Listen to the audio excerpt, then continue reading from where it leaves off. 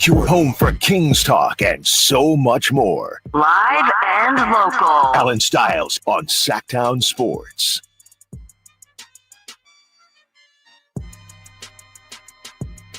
Yes. On a Friday, Allen Stiles, Sacktown Sports, taking you up to 2 p.m. And I don't know what it is, man, but these news dumps on Fridays have been incredible. Just absolutely incredible. And it does not stop.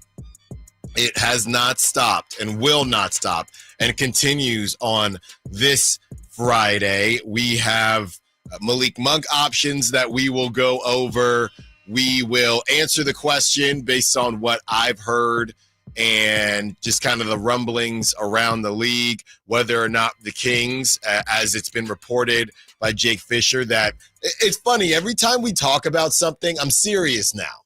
I'm not even kidding. Every time we talk about something, it pops up literally that day or that evening. We talked about Trae Young to the Magic, and literally odds came out that later that day after the show, Trae Young, the betting odds to go to the Magic. We did what? 30 minutes on Josh Giddey and nobody checking up on Josh Giddey now that the price has dropped a little bit. Jake Fisher comes out with an article later yesterday evening after the show. Multiple teams have reached out to Josh Giddey's camp and about Josh Giddey. Now, what was interesting about that, and you know how the news cycle works, Jake Fisher only said the Warriors by name. He said the Warriors among teams to check in on Josh Giddey. Now, it would not be an easy thing to pull off. You would get Kaminga if you're the Bulls. There'd be some type of trade there. I don't think the Bulls are going to trade Josh Giddey, by the way, because based on the only team, and I don't even know if they still have the cap space now, but it was always the Nets from Jump Street that had the actual cap space. So any type of sign and trade, you'd have to really like Josh Giddey and give up, some type of draft asset, if you will, to make the Bulls think about going in a different direction. The dude is 22 years old. So we have that conversation. I say, Josh Giddey at $30 million? I don't know about that. Josh Giddey at 22, 23 million? Yeah, I'm interested. Why isn't anybody talking about this? And Jake Fisher drops an article on this Stein line yesterday evening about teams reaching out. Now, the biggest question that everybody is wondering, are the Kings one of those teams? Are the Kings one of those teams that reached out to Josh Giddey's camp and or to the Bulls about that situation, right? I will give you the answer to that at 11 o'clock. I will give you the answer to that based on what I have heard at 11 o'clock. All right, so that's coming up at 11. We will break down whether or not the Kings, because here's the thing. If it's breaking news in that way, I'd come off the top with it, right? 10:30, whatever it is. I just don't really think the Bulls are going to move Giddy. I think the Bulls, found themselves in a situation where they just had nobody to bid against.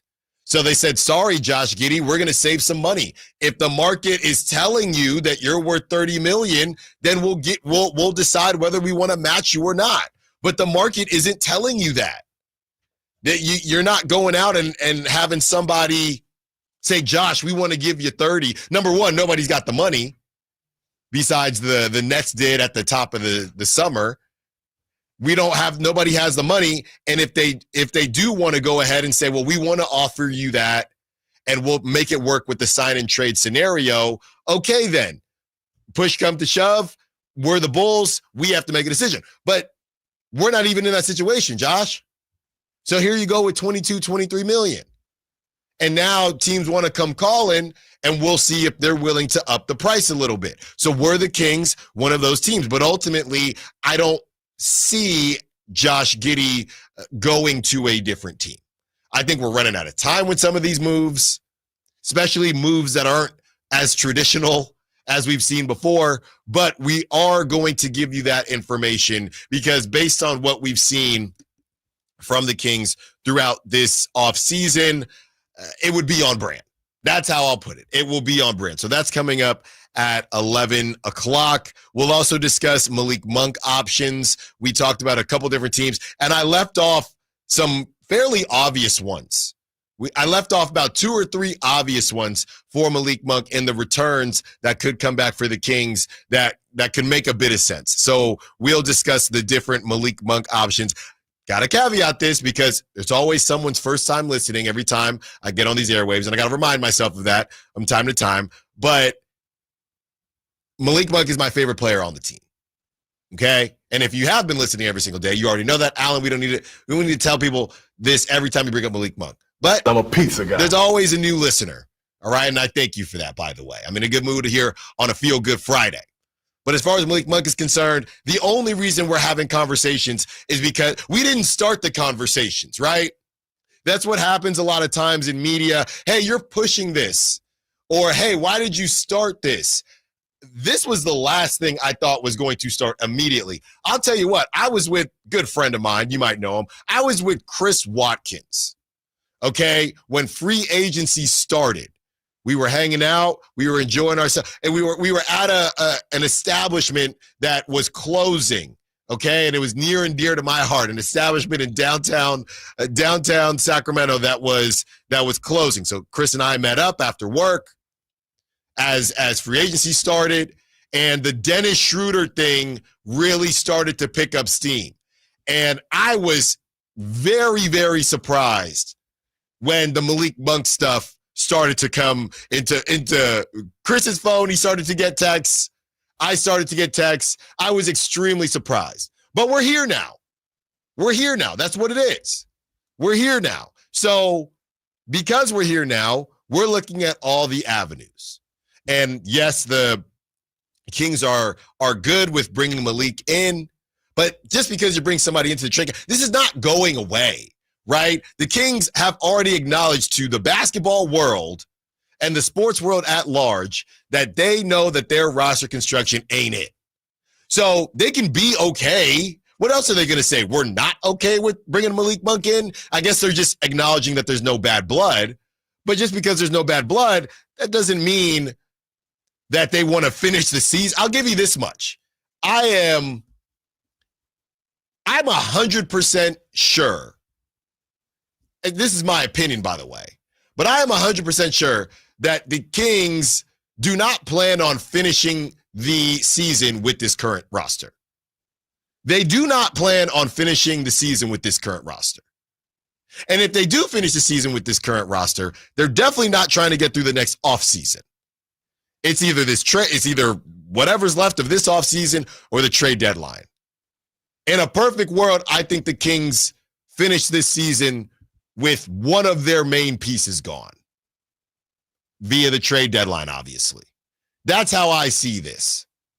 Maybe there's just a fire sale at the end of this season, right? But I think that they are more so in the camp of when this season ends, whenever it ends. Hey, maybe it ends in June. Weirder things have happened. Actually, I don't know if weirder things have happened. But, hey, it could end in June.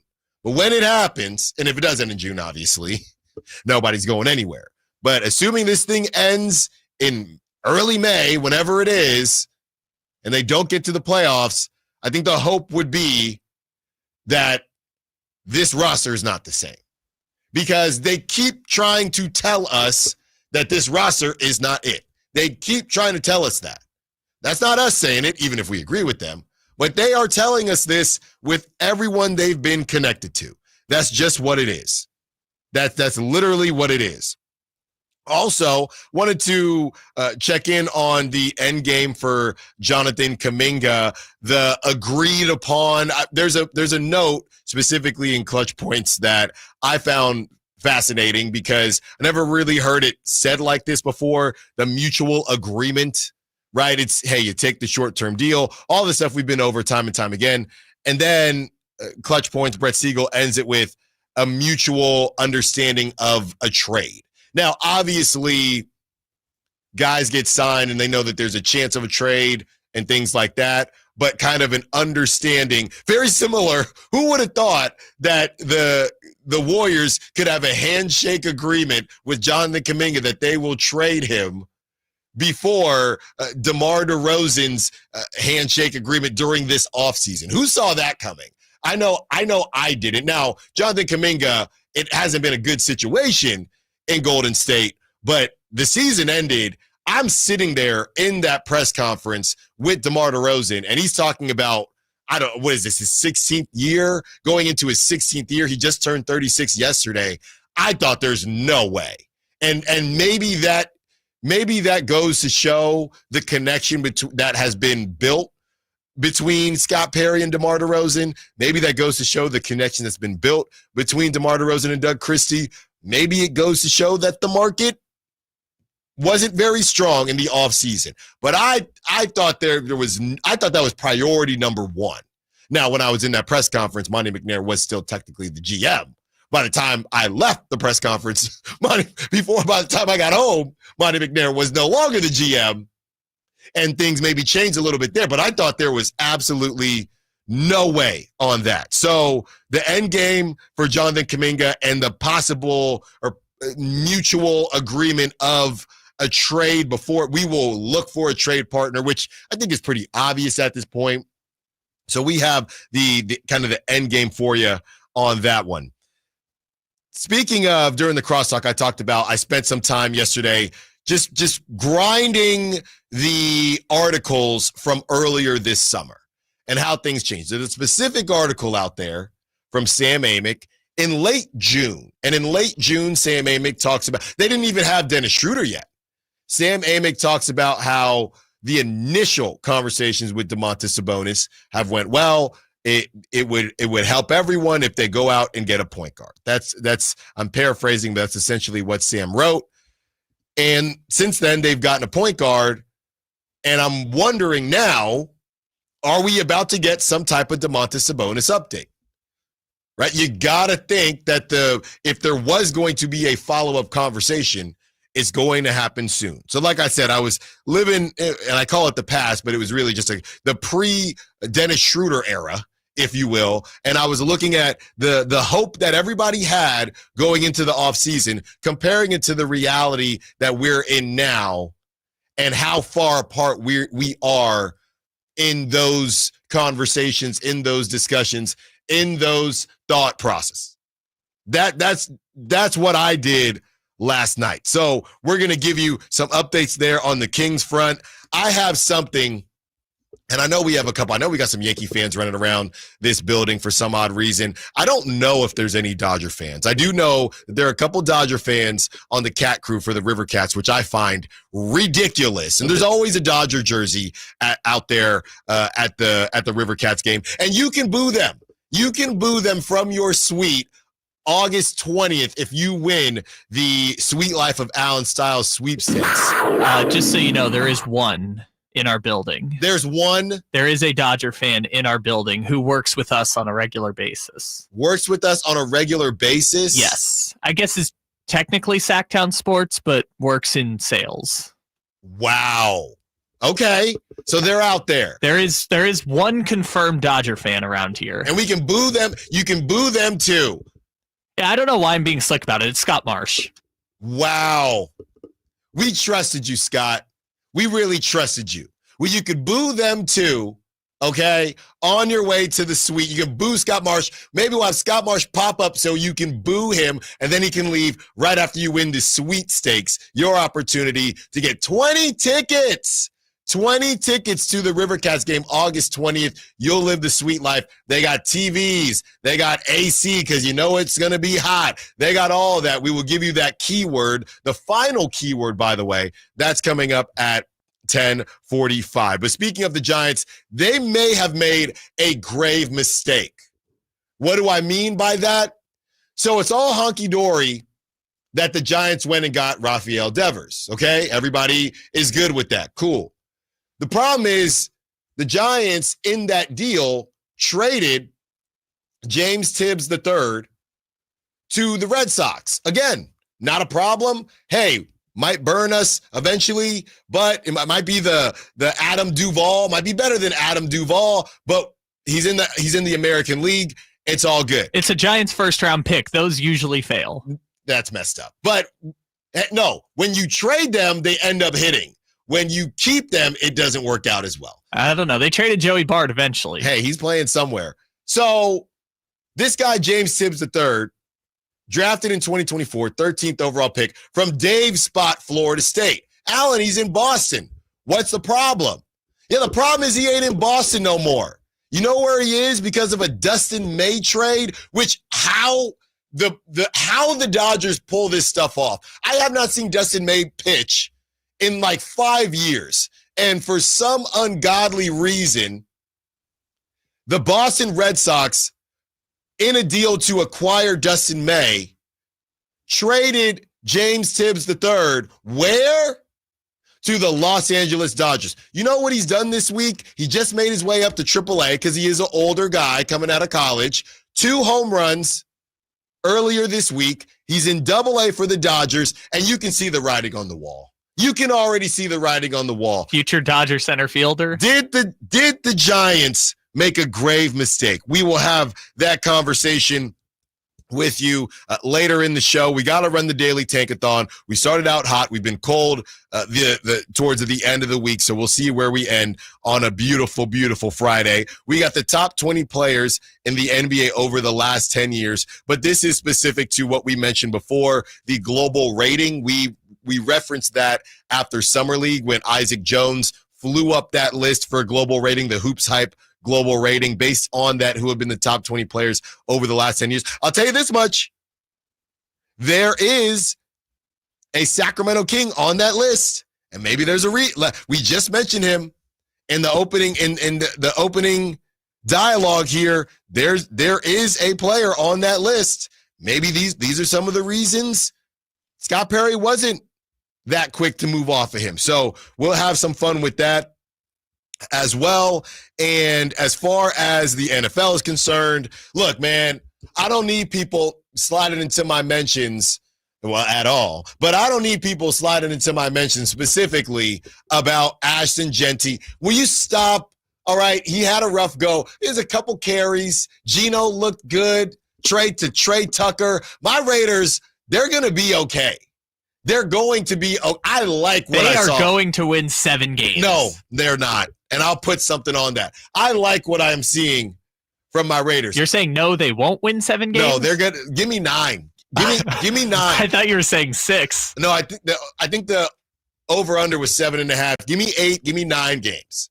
No playoffs, but improvement. That's right. While Geno is 35 years old. While Geno is kind of a bridge quarterback, but we don't have the next quarterback. But a bridge to nothing because they're not going to be bad enough to get a top pick. Or lose it all and go get. Is Arch ready, or is he one more? No, Arch will be ready, right? According to his granddaddy, he's staying until 2027. Okay, well, that's even better because Geno will be 47, and then we'll definitely. Because in the NIL era, he's going to get paid like $10 million to stay another year at Texas. But August NFL is back. Okay, August football is back. And you know what that means? It's my favorite time of year, by the way. Conflicting training camp reports. That's right. Whatever you want to know about your team, you better follow that specific writer that tells you good news or bad news based on what fits their narrative. Coming out of training camp yesterday for the San Francisco 49ers, nobody knew if Brock Purdy threw picks or not, right? Depending on who you follow. Somebody said that Brock Purdy had an outstanding day. Right? Outstanding day. No picks were mentioned. I shouldn't say outstanding because they faced the Denver Broncos, who, by the way, I tried to tell y'all, and I know there's a texter that's going to hop in. I tried to tell y'all about Bo Nix. Apparently, Bo Nix was spinning that thing yesterday. I'm hearing could make a push for top 5. Top 5 what?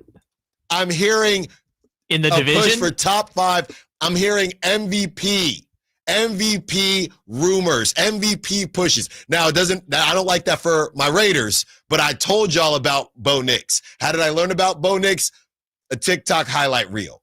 But I'm telling you, these edits are out of control, and Bo Nix looked really good. That's the one thing we know from these conflicting reports from Niners beat writers and Niners media members that all have different narratives. I don't know if Brock Purdy had a good day or not. Based on, I saw one person write, I'm not going to out these people because we might have them on the show. I saw one person write, Kyle Shanahan is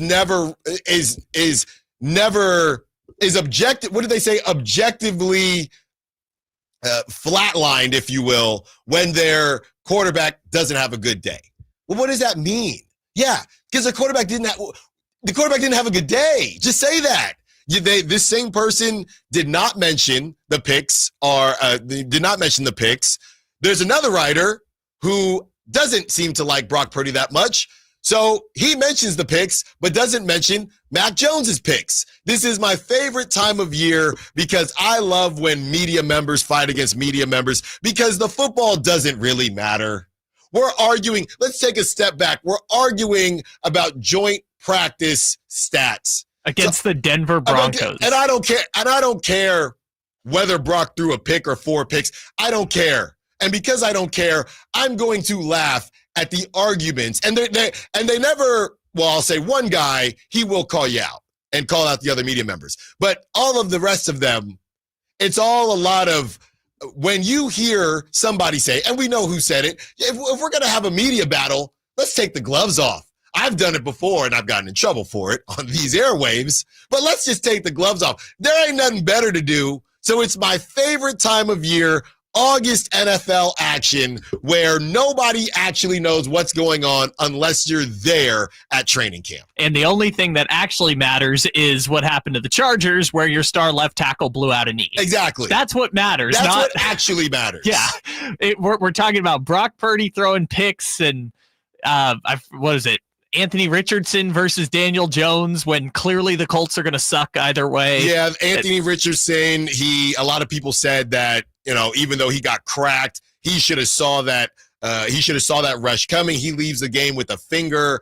Man, oh man. I read something somebody said going back to the Jalen Hurts Cam Newton thing in regards to Cam Newton. Anthony Richardson owes Cam Newton about $2 million because that's the only reason. It's the only reason he got drafted. No. Anthony Richardson owes Cam Newton $2 million and Josh Allen $2 million. Because remember, this was right when Josh Allen was turning it around and people were like, I can fix him. That's right. He's going to be Trey Josh. Lance owes some money to Josh Allen. All of those guys. As well. Yeah. Which, by the way, speaking of that, the tier of quarterback that I call gets a coach fired, Jalen Milroe, that guy can scoot. He can move. The problem is not the legs. I need to see him throw the football. Yeah, that's the thing. Jalen Milroe can't throw. He couldn't throw at Alabama. Also, going back to the conflicting reports, C.J. Gardner-Johnson, his ACL was torn, then it wasn't torn. And this is the NFL in August. Oh, yeah. Remember Justin Fields being carted off the field? That's right. And he was fine. And it was his toe. It was just, this is what I love about the NFL. Jay hates it on the afternoon show on the drive time. I love it because it doesn't matter. Well, no, but then you get the one where it's like Rashawn Slater has torn his patella tendon. It's like, No, I don't and now love the that. Chargers. No, but it's like, Yes. fake one, Right. giant injury. Well, then there's the one we can laugh at. Like Najee Harris's eye is still sealed shut from the fireworks explosion. It's just ridiculous. You're right. There's so many of these. Ridiculous. When we return, let's talk about the Malik Monk options. We mentioned a couple yesterday. It feels like I missed on at least 3. Things could open up as the season tips off. Allen Stiles, Sacktown Sports.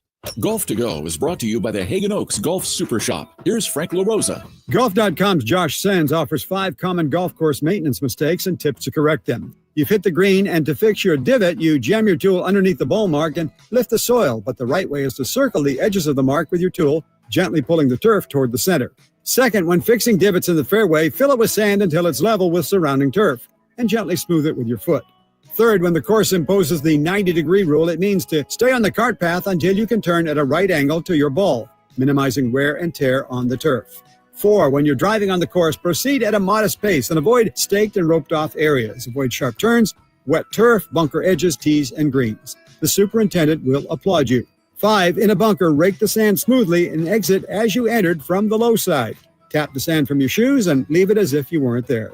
And now that you know, make sure your foursome knows as well. That's your Golf to Go. I'm Frank LaRosa. Get ready for a night out with Jordan Davis. It's Country in the Park 2, Saturday, September 13th at Cal Expo. Along with special guests Mitchell Tenpenny,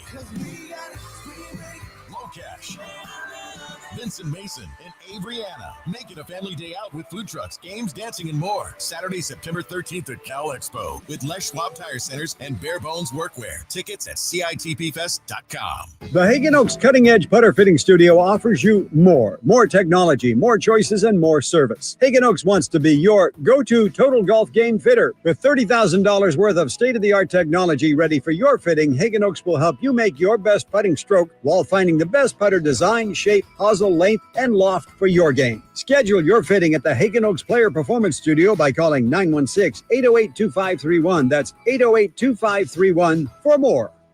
Summer's flying by, and that back-to-school checklist, it's growing fast. New backpack? Check. School supplies? Check. Dentist appointment? Let's fix that. Kids Care Dental and Orthodontics is making it easy to cross dental checkups off your summer list fast, with priority scheduling for new patients and kid-friendly care that makes them smile. It's one less thing to worry about before fall. Call now or book online at kidscaredental.com. That's kidscaredental.com, because healthy smiles should be the easiest thing to check off your summer list. Experience the excitement of Sacramento Rivercats baseball at Sutter Health Park.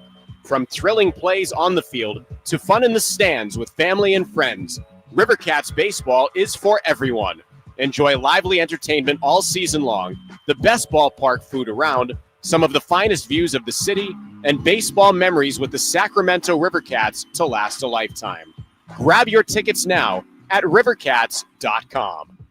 Labor Day savings are on at Elk Grove Chevy with $10,500 off MSRP. Every new 2025 Silverado 1500 5.3 liter after all rebates. And Elk Grove Chevy has one of the largest selections in the Sacramento area. $10,500 off new Silverado exclusively at the Elk Grove Chevy Silverado Supercenter. Now that's big, huge. See them all at MegaChevy.com. Together, let's drive. Excludes work parking, DR2, not trading 2011 Chevy power truck, not available with special financing, lease, and some other offers. Made a great deal at Meta. Let's go! You're still glowing, flirting, grooving. You still got it.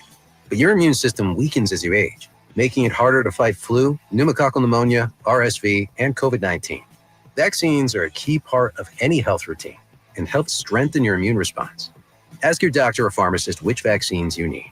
Schedule in minutes at vaxassist.com. Sponsored by Pfizer.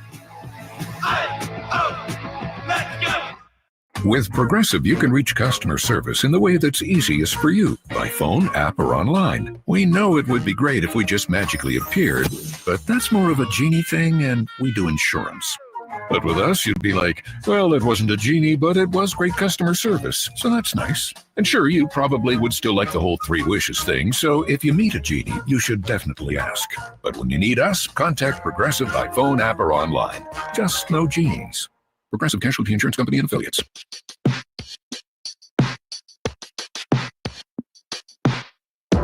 Allen Stiles. Watch the show on youtube.com/Sacktown Sports 1140. Or listen on the Sacktown Sports app. Now, look, I told myself and I told Kyle that I'm going to be better with the text line, okay? And I'm very honest on this show, right? And I am going to be better because that's the type of person I am. So I am not approaching this text in a negative way at all. We're feeling good on a Friday, even though UPS Chris says, Alan, I don't know about a beautiful Friday, LOL. It's hot as bleep out here already. Yeah, I got River Cats today, and I have River Cats Sunday. Sunday, the day game. Please come out there and just support me. It's going to be hot, man. It's going to be tough. It's going to be real hot. The short shorts today. The short shorts might have to come out. But 925, and I always shout out the 925. By this time, like I said, I got a photographic memory, so I've memorized a lot of these numbers. But help me out with this, Kyle, please, or the Sack Chatters as well. 925, we were joking about the writers, right? NFL writers, specifically Niners writers, and the writer wars. These writer wars, by the way, have been going on for a very long time. And you know what? Who cares? I'll say it. It's Grant Cohn versus David Lombardi. Okay, so Grant Cohn and his crew, they come off more, and we've had Grant Cohn on the show. They come off, some would say more negative, right? And Grant would say more realistic, or just more, I'm not going to kind of kiss up to Kyle Shanahan as other writers may or may not do. So Grant Cohn, a lot of times it's not going to be all rainbows and butterflies. With David Lombardi, it kind of is, right? He's not going to talk about certain things, and every move the Niners make is, you talk about light years with the Warriors, that's how it is. So they've been battling it out for at least 3 years. And Grant will just quote tweet him. David Lombardi will not respond to him, but say things that are very specific to what Grant said. So that's really what it's been. And it's if you're a Niner fan that follows, the content creation on really any platform, neither of them are on radio shows, but YouTube and just from the writing standpoint, this has been happening for years. Okay. So that's how it all kind of started. So somebody please help me out with this. 925 says, so when Nick Clifford balls out in Summer League, we hype the hell out of it, but we're bashing writers for trashing Purdy in preseason. Be better. That is probably the most random comparison. When I first read it, I didn't know what to do with it. Do you know what to do with it, Kyle? Yes. Okay, help me out. What do I do with that? In comes Captain Nuance, which should be my nickname at this point. Just flying in with all the nuance. But I wasn't bashing anybody for No. I'm not bashing writers for trashing Purdy. I don't care if they trash Purdy or glaze Purdy. I don't care. You're saying it's not worth anything. I just think the whole thing is funny. I don't care if you bash Purdy. I think it's more to me personally. Partly because I'm a Raider fan, I skew more Grant than David Lombardi because the Niners, this regime doesn't have a Lombardi, and they talk like they do. So I skew more Grant than David Lombardi. So I definitely don't mind if Brock Purdy or whoever gets trashed. I'm saying ultimately it really doesn't matter what side you're on because it's just funny to me. Okay, so first of all, that was a very good joke. You deserve Thank you. That was good. I like that. Thank you. Second of all, like the hyping the hell out of Nick Clifford, maybe other platforms have gone further, but I feel like our show, Dave's show, the Drive guys, I don't feel like any of us are like overselling this Nick Clifford thing, right? We're saying he was the best rookie at Summer League. But here's the thing. It's not even about us, right? We could make the argument that we made this joke. It was a kind of borderline joke, but we made this joke that whenever we have anybody on this show, they caveat it before they talk trash about the Kings. What do they say? I like Nick Clifford. Sure. So Nick Clifford was one of the biggest storylines of Summer League. But also, like, I think we've caveated the Nick Clifford hype enough with, like, he was also the oldest first-round pick at Summer League. On this team, his best role is in the Jake LaRavia position, which is going to be like 15 minutes a game. Yeah. Like, I feel like we've done enough caveating with the Nick Clifford thing to point out, like, he was really good at Summer League. Here's some of the reasons why. Here's some of the reasons Isaac Jones was so good at Summer League, et cetera, et cetera. So I feel like we're kind of doing about the same. You can believe or not believe in as much from preseason. By the way, not even preseason, by the way. Practice, like joint practices, not even like actual preseason games, just joint practices with the Denver Broncos. Yeah, like I said, I skew more because I am a Raider fan. I skew more, not bash on the Niners, but I like more realistic to pessimistic takes on the Niners. So you could trash Brock Purdy all you want. I like Brock Purdy personally. I love his story. I love the Mr. Irrelevant. I love all of that. It's just from a coverage perspective, I skew more, hey, let's bash on the Niners, because too many people, I think, within the Niner mediaverse, if you will, they do treat, and they've been incredibly successful, but they get treated as if they've won those Super Bowls that they did not win. I think the point of it, too, is like whatever you see in training camps, practices, summer leagues, a lot of the time is going to reaffirm what you already believed about that person or that pick, right? Or how good or bad that player is, right? There's very little of, I mean, it happens sometimes, but there's very little of people who are like, well, I thought this one thing, but then I watched a joint practice and now I'm just completely 180 my opinion on this person. Like, sometimes it happens, but usually these things are reaffirming whatever you've already believed about that person, because it's also really hard to evaluate like players, and they go up and down and all around as their careers go on. So we get it wrong more often than not. So these just kind of reaffirm when we already feel right about something, which Grant Cohn really feels right about the Brock Purdy stuff. Yeah. And look, he's the first one when Mac Jones has a good throw, because that's his shtick. You know, in this world that we're living in now, kind of new media, if you will, everybody needs a shtick. Everybody needs kind of a reason for you to go to them. If you want to feel good about everything the Niners do, you're going to go to David Lombardi. If you want to feel like the Niners can't do anything right, despite the fact that they go to NFC championships every other season, you go to Grant Cohn. The world is your oyster. Or you can mix and match, and you can have a little bit of both. You know, that's just how it goes. But I find it funny because there are some fans that like to stay on one side or the other. And I'm sure it happens in other fan bases, right? But this one is so polarizing. I think Nick Wright brought it up last year, and he brought up Grant Cohn, and it's a pretty well-known thing. So I think it's hilarious. Yeah, but Nick Wright's also not a big Brock Purdy guy either. So that's kind of again, this is why I hate all this stuff, is that you have to know where these people's biases are. I love it all. Yeah, I know you love it. I'm like, I couldn't care less. Right. I watched one highlight of a Jalen Milroe, and I'm like, oh, Jalen Milroe's going to be something. But I already thought Jalen Milroe was going to be awesome. Yeah. So, no, you thought Jalen Milroe was getting somebody fired. Well, yeah, as a third-round pick, he's fine. I'm saying if someone took him in the top 10, that would have been insane. The Seahawks got great value. Jalen Milroe is awesome. I'm just going to point that out. Like, should anyone make him their franchise quarterback? No. But should he get a chance, given that Shedeur Sanders might be starting for the Browns week 1? Yeah, because Jalen Milroe, I know, is probably better than Shedeur Sanders. You know who I feel bad for? Because this was another guy that the Niners weren't going to go after, but you know, it's always the George Kittle can't play forever. George Kittle and Trent Williams, guys like that. But you know who I feel bad for when I was watching the highlights last night after I got back from River Kitties.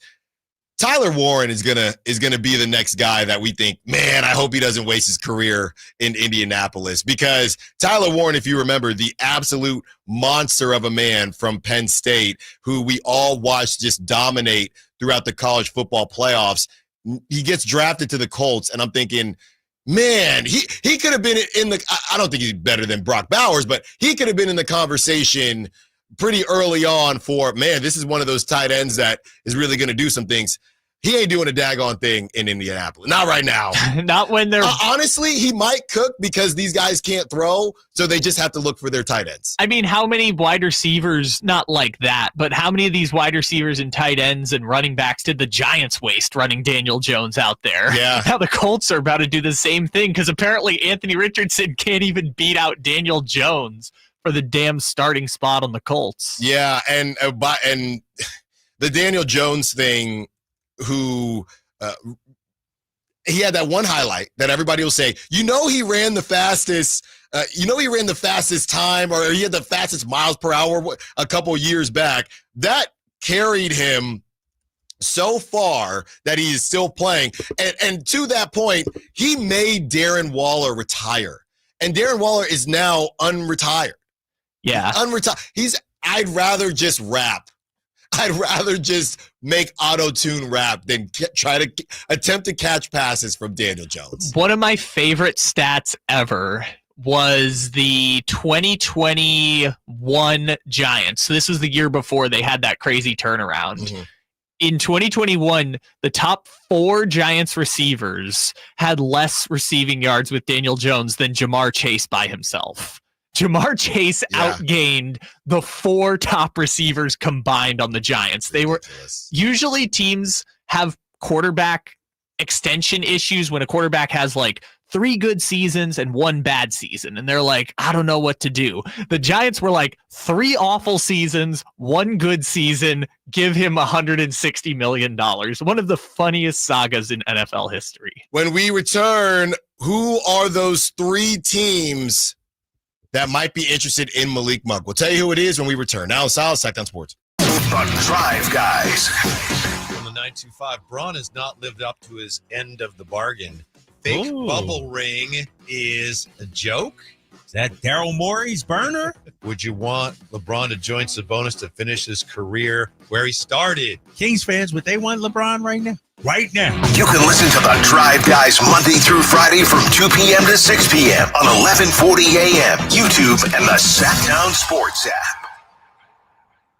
This is the story of the one. As a safety manager at a manufacturing plant, he does everything he can to keep his coworkers safe. From finding ways to reduce risks to keeping safety supplies in stock. And for that, he relies on Grainger. Grainger offers a broad range of quality products and next-day delivery, so he can always play it safe. Call 1-800-GRAINGER, click Grainger.com, or just stop by. Grainger, for the ones who get it done. Hey, it's Carmichael Dave. I got to tell you, I am so excited to get this decking project started with Trex Decking and Railings. From the first time I stepped foot in the showroom last week, I was so impressed. So many color options, heat-resistant composite deck. What does that mean? That means I don't have to do any maintenance on it whatsoever. They even have a deck designer, so you can go online and see what your dream deck will look like on your house. Just visit Trex, that's TREX.com to get it started. Tell them Carmichael Dave sent you. With 25 award-winning years in Northern California, Ashton & Price is your local injury law firm. Pro attorney tip: if a firm presents as local but they're in LA, red flag. If your first consultation is not with a lawyer, big red flag. At Ashton & Price, your first consult is with a local attorney, and if serious injury prevents travel, a lawyer will come to you. Still not enough? George Washington's my uncle. At Ashton & Price, no red flags, just red, white, and blue.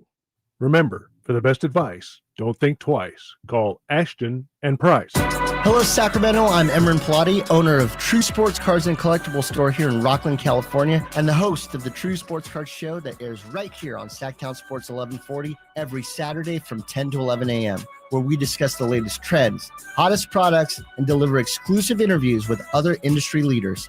And don't forget to visit our shop, True Sports Cards, at 6661 Stanford Ranch Road in Rockland, and see what we have for all your sports card and memorabilia needs.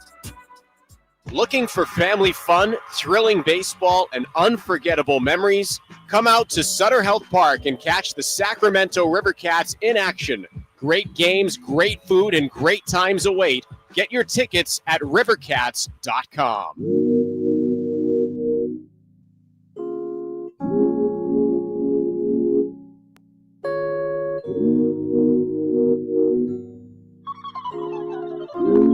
Allen Stiles You can join the show by texting 916-339-1140. on Sacktown Sports.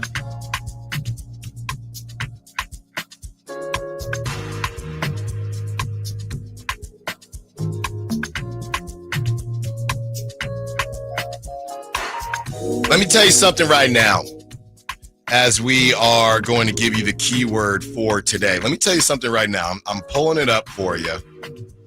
And look, man, this is what happens. I don't know if if I'm the only one, but when your lady is with child, when your lady is pregnant, you kind of just, you use it as an excuse. Hey, you're pregnant. Let's just eat out. You know what I mean? I'd work out, but you're pregnant, so I'm just kind of lazy. Oh, got to be careful with that. And with that being said, I'm at the River Cats game yesterday, and I told y'all before, I'm looking up the name of the grill because there are a couple different places to eat when you go there. Bridges Grill, okay? When you walk into the ballpark to the far left, all the way to the far left, they dropped, I believe they told me they started offering this when it was the 4th of July and it was Giants A's. That's what somebody told me. They started and they released brisket loaded mac and cheese and pulled pork mac and cheese. So I had that before, right? Then somebody told me, Allen, you got to get it with the garlic fries. And you know what? Hey, baby's coming soon. I'll get my act together after she arrives. So I did it yesterday. Saw my Instagram. If you get these tickets to the Suite Life, yes, there's going to be snacks and things up in the suite, but you might need to sneak down to Bridges Grill and get that mac and cheese. You might need to do that. With the garlic fries. With the garlic fries. Okay? I ate it before the game, so I walked off maybe 3 bites. I walked off maybe 3 bites during the game, but you got to try it. They just released it. It's great stuff. I'm not going to have it tonight, even though I'm going back.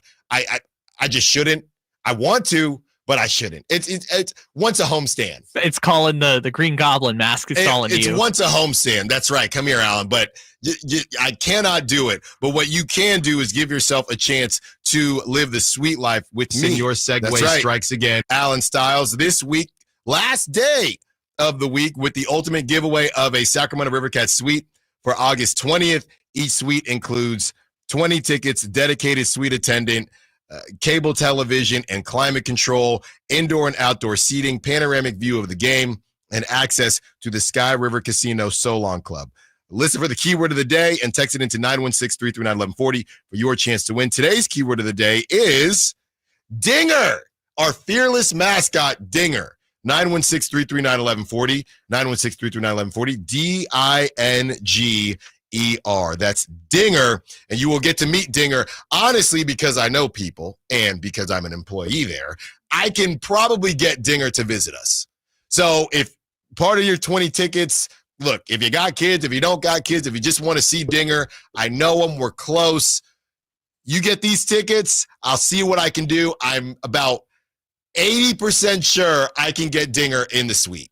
You texted him, you got to set it up. That's right. So you win these tickets. You say, Allen, I want Dinger. You tell me that at the beginning of the game. We'll get Dinger for you. All right. We will do that. We are going to take a break from the NFL talk because I got to get to these Malik Monk teams. But before we do, TC's going Kings here. So it's going to lead us right into Malik Monk anyway. 916-339-1140. What's up, TC? What you got for us? Hey, Allen, what's up, bro? Hey, man, look, I'm coming in hot, but I'm coming in serious, and I'm not coming in with no BS. So 2 things with the Kaminga deal, bro. Mm-hmm. Let's get the deal done, homie. If that's what it is, top 10 protected, bro. Let's quit playing with the protections, top 3, top, Whatever protections these dudes want, bro, give it to them. Because it's about getting Kaminga in the building, bro. It's not an overpay when we're talking about the Kings and getting talent in here. There's no overpay when it comes talking about the Kings. As far as Keegan, bro, I think a 5-year, $20 million a year. So what's that, 5-year, $100 million? Or you can even tweak it to where it's a 5-year, $125, bro. I think that's more than enough for Keegan. That's a blockbuster deal. That's all I got. Thanks for the call, TC. Now, as we mentioned yesterday, this was the conversation earlier this week with Sam Amick. It's not just, what I'll say is this. It's not just about the protections right now, because right now, if it was Malik Monk and even an unprotected pick, whatever the case is, the Warriors would have to send out Moses Moody or Buddy Hield, which is funny that there were some conflicting thoughts early on where we knew that the Warriors wanted an unprotected pick. Then it did kind of turn into, well, even if it's unprotected, we don't want to move Moses Moody. So it is, or Buddy Hield. It is kind of weird how that timing happened, but the last thing we did hear is that the Warriors didn't care even if it was unprotected right now, because they'd still have to move another rotation piece like Buddy Hield, who they're keeping because Jimmy Butler likes him, because he had a good game one against the Timberwolves, or Moses Moody, who is the only draft pick that actually plays for them. So within the besides Brandon Pajemski. So they don't want to move either of those guys. But to TC's point, if this comes up after they get to the short-term deal with Jonathan Kuminga, then we can have that conversation. Then that changes things a little bit. All right, I've been teasing this, so I want to pay it off right here. A couple more teams that I think could be a fit for Malik Monk. This is kind of what I crafted. With Malik Monk discussing deals with the Pistons and the Warriors, we can wonder what other teams could be in play. I think the Raptors, if we find out that the Raptors' interest in Malik Monk goes deeper than Masai Ujiri, who is no longer with the Raptors, I think the Raptors could be in play. They have a weird roster construction with their forwards, if you will, with the Scotty Barnes. I don't know what Scotty Barnes and Brandon Ingram is going to look like. Not that it would, obviously you ain't moving off of Scotty Barnes. So is there a Brandon Ingram conversation to be had there? Do you want him on the Kings? That kind of prolongs the limbo that they're currently in, but I think that's a team that could be interested. Another team, and I was looking up and down, and we've discussed them quite a bit because of their point guard. I feel the same way. I feel in a different way I feel better about the Magic's offense now than I do about this team. I do not think the Hawks have enough offense. I do not think the Hawks have enough offense at all. So I think the Hawks, they are another team that could be interested in, it could be any of them, but just money-wise, Malik Monk would be the easiest to move outside of, the DeMar DeRozans and the Zach LaVines. I just don't think the Hawks have enough offense right now. And based on who they could move, just to fire it up for you, Kyle, and to all the listeners, you got Kristaps, he's expiring. Right, obviously they just brought him in, and he helps the offense. They're not going to move off of Nickeil Alexander-Walker, but between some of these guys, Jalen Johnson, Zachary Reese-Sachet, I look at a combination of and I know he's a shooter, but a Luke Kennard and guys like that. They would find a way. I know they like Okongwu, but at some point somebody's got to score the basketball. I do not see enough offense on this team. It would probably be a Luke Kennard swap, and maybe they throw in a pick or something like that. But yeah, I guess Atlanta makes sense, although I feel like their roster is kind of set right now. Well, they're going to see, right? Yeah. It's easy for me to say I don't think they have enough offense. They're going to believe that they do until they don't. Yeah, until proven otherwise, which I think a lot of that is going to, at least for this year, lean on Reese-Sachet because he's kind of a score-first guy. And we'll see what I would say. Look, you want to make you're not going to make a one-dimensional guy untouchable. Is this the Jalen Johnson leap year? right? Are we going to see him? Because that's what this is connected to. And honestly, I kind of think it's connected to Trae Young too. If Jalen Johnson makes that leap and they're in a conversation, they're not going to move Trae Young. Yeah, but are they going to extend Trae Young? I think they would if it feels like, hey, this group is really working. You know, it's the Indiana Pacers thing. The last team that I brought up, and you know, there's only one team in the West that I believe in less than the Timberwolves. Now, this is relatively speaking based on expectations. And that's the Memphis Grizzlies. I don't know what the hell they're doing.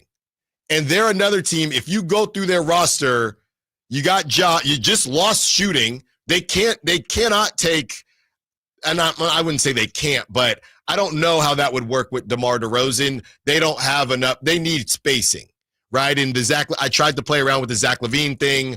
Kentavious Caldwell-Pope, we'll see if he remembers how to shoot. He's 32 years old. That's the guy I'm kind of looking at in a situation like this, but that could be the Malik Monk, Kentavious Caldwell-Pope. And now I know since it's recently traded, they'd have to wait a certain amount of time. They could probably make it work without moving Kentavious Caldwell-Pope, but I think that the Grizzlies are another team that might look around and they might blow the whole thing up, or they might say, hey, we just need a little bit more scoring. And obviously they have their 2-point guards with Ty Jerome and Ja Morant. So we'll see what they think about Kentavious Caldwell-Pope, but I look at that roster. And another name that could be brought up to help the Kings kind of get a little bit bigger, Brandon Clark.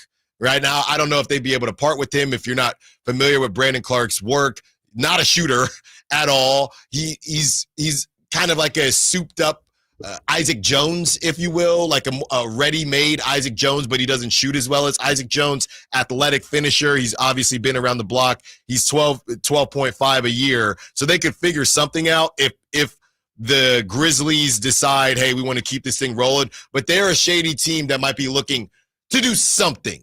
What that something is, I don't know, but it could come in the form of a runner-up 6th man of the year that should have won, by the way. That should have won. When we return, I will answer the question to the best of my ability whether or not the Kings have reached out about Josh Giddey. When we return, Allen Stiles, Sacktown Sports. Let's go. You're still glowing, flirting, grooving. You still got it. But your immune system weakens as you age, making it harder to fight flu, pneumococcal pneumonia, RSV, and COVID-19. Vaccines are a key part of any health routine and help strengthen your immune response. Ask your doctor or pharmacist which vaccines you need. Schedule in minutes at vaxassist.com.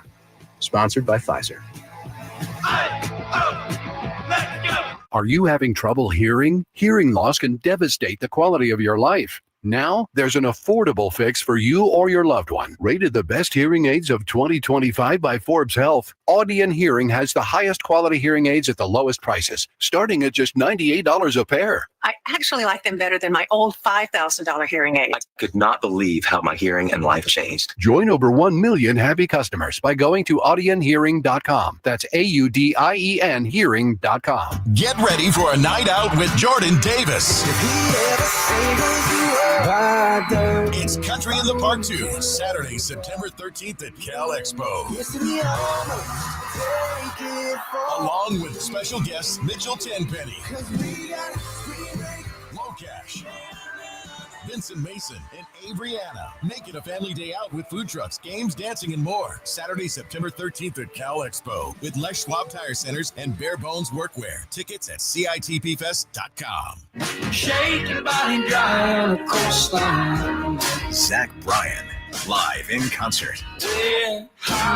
Friday, August 15th, Golden Gate Park. Baptize me in a bottle of beer with With Kings of Leon, Turnpike Troubadours, and Oveen Hoffman. Zach Bryan. Tickets are on sale now at GoldenGateParkConcerts.com. Brought to you by your friends at Another Planet Entertainment. There was always a crowd gathered around our dining table when I was growing up. Hi, I'm Frank LaRosa with a word about Naturewood Home Furnishings. Everyone was welcome at my mother's table, so holidays, birthdays, and celebrations always included family and friends. I used to think I was the most popular kid in the neighborhood until I realized that my friends were really there for my mother's incredible cooking. Years later, when I bought my own dining table from Naturewood, I made sure it was large enough to make friends feel welcome. And right now, during Naturewood Home Furnishings' Dine in Style sale, you have an opportunity to find the perfect dining room furniture to help you create your own treasured memories. Choose from casual to formal or anything in between. Visit Naturewood Home Furnishings during the Dine in Style sale off Highway 50 at Hazel. Look for the water wheel. I'm still going for it, even with higher stroke risk from atrial fibrillation, an irregular heartbeat not caused by a heart valve problem. Over a 3-year study, Eliquis apixaban tablets reduced stroke risk better than warfarin, and over 97% of Eliquis patients did not experience a stroke. A first stroke occurred in 2.9% of warfarin patients versus 2.3% of Eliquis patients. Don't stop prescription Eliquis without asking your doctor. Stroke risk may increase. Eliquis can cause serious and potentially fatal bleeding. Don't take if you have an artificial heart valve, abnormal bleeding, or antiphospholipid syndrome. While taking, you may bruise more easily or bleed longer. A spinal injection increases blood clot risk, which may cause paralysis. Get medical help right away for unexpected bleeding or bruising, or back pain, tingling, numbness, muscle weakness, or incontinence. Aspirin products, NSAIDs, SSRIs, SNRIs, and blood thinners increase bleeding risk. Tell your doctor about planned medical or dental procedures. Learn more at Eliquis.com or call 1-855-ELIQUIS. Your local sports leader in the 916. KHD1 Sacramento, KYMX HD3 Sacramento. From the Power Business Technology Toshiba Studios, Sacktown Sports 1140.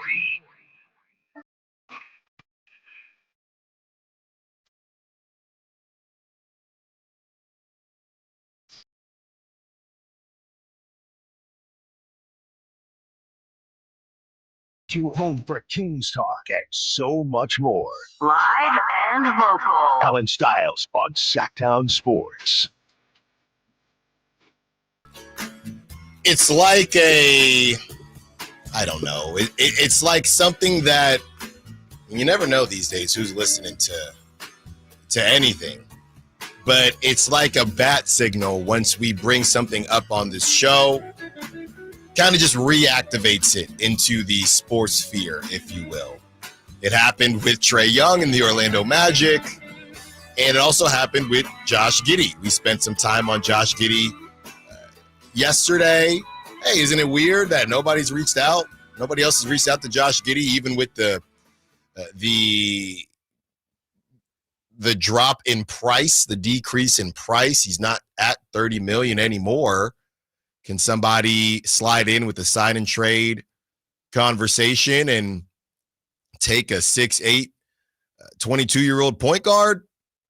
Maybe that'll happen. So we talked about it, and we got off the show. And what do you know? On the newest Steinline article from Jake Fisher talks about other teams being interested. And here's the quote. There have been multiple teams who have reached out to Josh Giddey's representation about having interest in Josh Giddey. Golden State is one of them. Golden State would be interested, depending on how the discussions could go, in some type of Josh Giddey Kaminga sign and trade, to my understanding. Now, there is no point in us getting into the nooks and crannies of what that would even look like. All we know is obviously there's some possibility of that working and of that happening, which is why Jake Fisher is reporting on it. So I read this, and the first thing I see is, so he brought up the Warriors, but didn't bring up other teams. Does that mean the Warriors were the most serious? Maybe, maybe not. Maybe he just thought it was the right thing to do based on what he's hearing and based on what he wants to get out there. I don't know, because he only mentioned them. He didn't mention other teams. So the first thing I'm thinking, well, what about the other teams? Were the Kings one of those teams? So I sent some texts out. I'm in the process of trying to get that confirmation within either organization. But when it comes to the Malik Monk of it all, right, from what I've heard, and from those that do tend to be in the know, they would not be surprised if the Kings were one of those teams. Now, obviously, Josh Giddey is a guard, and they do have Dennis Schroeder on this 3-year deal, but everything that the Kings have done to this point, this offseason, have told us that they are open to everything. They are open to literally everything. Jonathan Kuminga, I said this from the first moment we had those conversations. He doesn't really make sense on this team right now.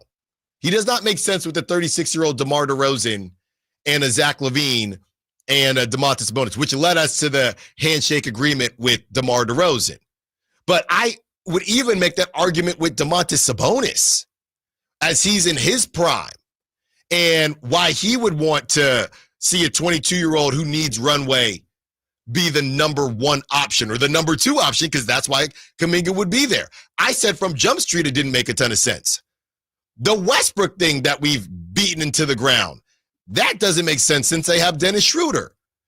Josh Giddey might make more sense than some of the other conversations that we've had. In a sign and trade scenario, you'd have Malik Monk at that price point, and then you move off of a Devin Carter as well, assuming that the Bulls are moving in that rebuild conversation or direction, if you will. Now, the Kobe White thing and why they wanted to hold on to Kobe White, that wouldn't make a ton of sense, because if you move off of Josh Giddey, I guess from the Kings' perspective, you wouldn't move off of Josh Giddey. You still have Kobe White, and now you're bringing in two more guards, right? Plus, you'd still have Ayo Dosunmu. Exactly. So that would be a decent amount of guards. You talk to people in Chicago, and it's very Kings-esque because they don't know what Chicago's doing. We played that clip at the beginning of the offseason, and I had everyone guess which team that was about, and a lot of people guessed it was the Sacramento Kings because it was one of the radio personalities saying they don't know where they're going, they have no direction, and he's going on and on and on, and it was about the Chicago Bulls, right? They're one of these teams that haven't fully said uncle yet. And if you want to move in the direction of a young point guard, which is who you traded for, why aren't you going to pay him? Which is why ultimately I didn't start off the show with this proper, because I do think the Bulls are going to sign Josh Giddey. They're just playing the market, and they're just lowering the price, right? Now that other teams are involved, we'll see what happens there in a sign and trade scenario. Maybe it does make sense for Jonathan Kuminga to go to the Bulls because those timelines are close enough with Kobe White and Kaminga. Kobe White's, 25 years old? They're not terribly off. I still don't know what they would be doing. They would move off of Vucevic. They might just have to waive him, which is crazy. Meanwhile, they still play Matas Buzelis. Yeah, and they got Matas. They got the Senge. Yeah, they got the young French guy. So that would give them somewhat of a direction. Hey, we just have a bunch of young dudes. We're going to be the Midwest Wizards and see what we can do. So that would make more sense than having a conversation with the Kings, even though the Kings would have a young guy in Devin Carter. But from what I've gathered and from what I've been told, not from sources within the organizations, just from those in the know that have been close to the organizations and have had, just high-level conversations, nobody would be surprised if the Kings checked in on Josh Giddey. And history tells us throughout the couple months of the Scott Perry era that they probably did, to be completely honest with you. They probably did check in on Josh Giddey because they've checked in on virtually everyone that's become available. Anyone young, I would say. Anybody under 25, the Kings have been interested in. Jonathan Kuminga essentially had no market. We didn't hear about the Suns connected to Jonathan Kuminga. It was the Kings who started that off. And the Bucks maybe a little bit. We had the whole Giannis stuff and the Bulls as well. But it's all started with the Sacramento Kings. So I haven't gotten any confirmation yet as far as actually sourced within the organization. Hey, we reached out, whatever the case may be. I don't have that yet. I'm waiting for that. But as far as those that are just, familiar with situations, it's not a yes or no, but it's I definitely would not be surprised if they did, because that's just how the Kings have been rolling so far. Now, I don't think, based on what I've just said, I don't think that the Kings, assuming the Bulls do say uncle, which is funny saying uncle when you have a 22-year-old already. You're already saying uncle. No, the Bulls just say, we're not going to be able to help you, kid. Yeah. We're just going to the bottom. Right. Even lower, like limbo, how low can you go? Even lower than where they're at now. But if the Kings... While also not doing that because they're going to extend Kobe White. Yes, right. Exactly. So if the Kings did check in, assuming they did based on what we've seen throughout this offseason so far, I don't think if you were a fan or you wanted Josh Giddey maybe on the team, 22, 6'8", point guard, who I think has a lot of room to grow, I just don't think that the Kings have more that the Warriors are looking for in a sign and trade scenario with Kaminga than they would have for Josh Giddey, partly because at least we know what the Warriors are attempting to do.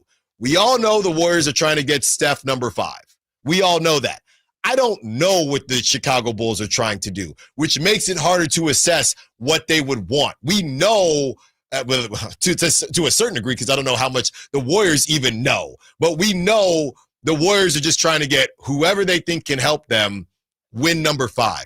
I don't know what the Bulls are trying to accomplish going into 2025, 2026. Well, let me ask you a question. Of the guys on the team right now, I know you're a big Matas guy, but of the guys on the Bulls right now, which one would you say in 3 years has the chance to be the best? Probably Matas. And that's just me. I mean, I guess you could say Kobe White. Well, I feel like the answer probably is Giddy, right? If you're doing this. Oh, yes. Yes. Yes, we're if counting they hold him. on to him, yes.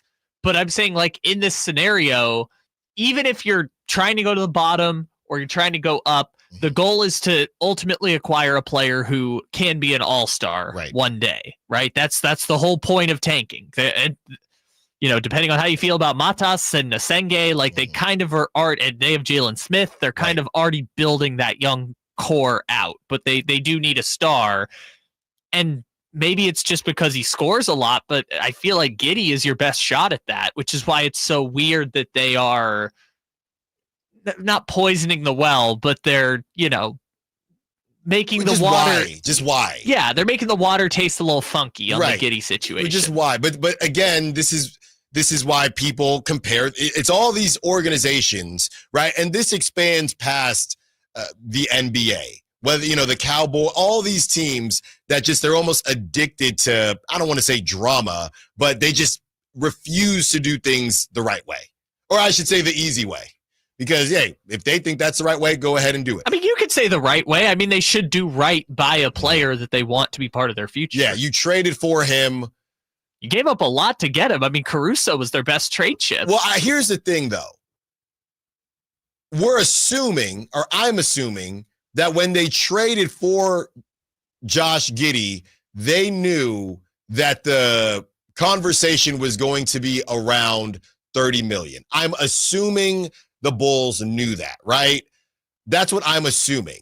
We're going to trade for Josh Giddey. We're going to move off of Caruso, who Caruso was dang near dead weight because he got one. We looked it up yesterday. He got one all defense, right? He was on the all defensive team, even on the Bulls, which is pretty impressive to do if you're Alex Caruso. But we don't have the team that is best suited for Alex Caruso, and to combat that, we're going to go out and get Josh Giddey. And most of us thought that's not really a bad deal for the Bulls because as they thought, a lot of people thought that they could have got more for Alex Caruso. I think that's kind of revisionist history because Alex Caruso went to the Thunder and that's a perfect situation for him. Alex Caruso going to, 12 other teams, I don't think people are saying they could have got way more. I don't think that. It's because he went to the Thunder. And I guess the Thunder have it to give is the other argument. But as far as Josh Giddey is concerned, I'm going to go ahead and assume that there were conversations with the agent. Yeah, we're going to extend you the same way Pascal Siakam got the extension. Or the same way that literally every other top 8 pick in your draft class got the extension. Right. So the $30 million, that I'm sure that came up. It reminds me of that commercial, right? And I think it's, what is it, Indeed.com, where they're joking about how they're more clear about how much you make when you're in the interview and they say, okay, how much am I going to get paid? It would be competitive. Okay, well, what does competitive look like? Competitive, right? Now, it reminds me of that conversation. I don't know if actual numbers were brought up, but you got to think that at some point the agent said, hey, this is what we're looking for. So to me, the issue isn't, hey, that's what you're looking for. If you go on LinkedIn or wherever right now, there's a range, right? If the range is, and sometimes the ranges are too big, but if the range was 22 to 30 for Josh Giddey, right? Let's say that range was brought up high level. Hey, you're going to go to the Bulls. We think you're going to be in this range and hopefully it's closer to 30. All fine and good. But to get traded to the Bulls, and not that Josh Giddey had any say, but to say, hey, I'm all in. I made that half-court shot, kind of screwed us over, but I'm cool. I want to be in Chicago. Let's get this extension going. To then look at that range as a player and for the team to say, yeah, we know we gave you that range and we know it went up to 30. We're not even going to give you the middle of that range now that we don't have to. We are going to give you the bottom of that range. That's not, look, business-wise it's smart, and that's why these are billion-dollar organizations. I get it, but you do have to do certain things the right way. You ain't winning a daggone thing right now. To me, it's just not how you do business if you are the Bulls. And going back to, kind of the different GMs and everything that happened with Michael Jordan and Scottie Pippen back in the day, this stuff does get remembered, and it's just kind of unnecessary. And for me, if the Bulls were being reported, it's not a matter of whether I think Josh Giddey is worth $30 million or not. If they were even getting reported at 25 and Josh Giddey was kind of, hey, well, I think I'm at 30, then I'd say, all right, Josh, you don't have there's a line that I feel like the Bulls are playing with and possibly cross as far as, hey, we're just going to save a couple mil because, sorry, brother, you have no other options. You can do what you want, and it's good business savvy. I just think that in the long run, if you want this guy, why? And maybe that's the thing. I mean, the report was that they're looking at like a 3-year deal in the 20 to 25 range. Well, Brett Siegel said the cap was 70, right? Yeah. So that's basically 23 a year. Yeah, exactly. And maybe Giddy can get up to 25. I was just looking back at that draft class. Jalen Green, who was picked like 4 picks before Josh Giddey, his was like 3 for 100, which maybe that's a good deal in hindsight. Jalen Green kind of took a leap after signing that deal. But like if I were Giddy's camp, I mean, I feel like, again, maybe the Bulls didn't offer anything or offer the $30 million, but I feel like for him, they kind of played this wrong in the way that they played through all of last season, thought that the big deal would come this summer, and there were no teams with cap space. I feel like, again, but I guess what were the other? What are you saying the other options were? If something close to 30 was offered when they first traded for him, which we don't know. Yeah, but maybe that's what I would have wanted to have signed it earlier. I don't know, because there's no reason that, like, with Quentin Grimes, I get it, right? He got traded a couple times. Philly doesn't really have plans for him in the long run. Cam Thomas thinks he's a $20 million a year player, and nobody else in the league believes it. Mm-hmm. Kaminga, we've talked ad nauseum about why the well is poisoned in Golden State and all that. With Giddy, I feel like this is a good relationship and a good setup. I think, like you said, the Bulls are just doing this because they can, and it's good negotiating leverage, which makes me feel like Giddy's camp gave up that leverage in some way. Yeah, from what I'm just quickly looking here. I don't see anything where it's because the same thing happened with Kaminga, where it was, apparently he had this, what was it, 30 mil on the table, 30 mil a year on the table. Bonte Hill and others came out and said, from who we've talked to, that never happened.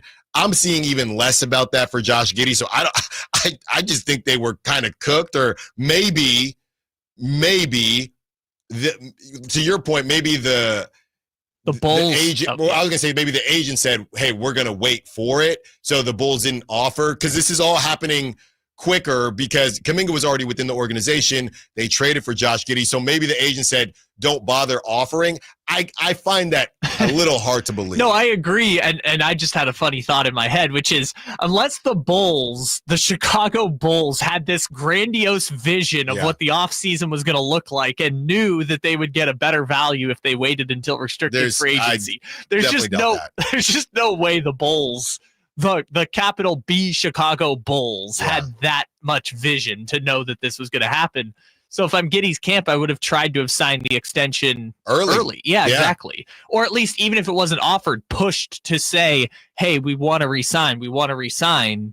What do you guys think? I mean, Jalen Green, to your point, making 33.5 this upcoming season. Then it jumps to 36. Then it stays at 30 as a player option for 36.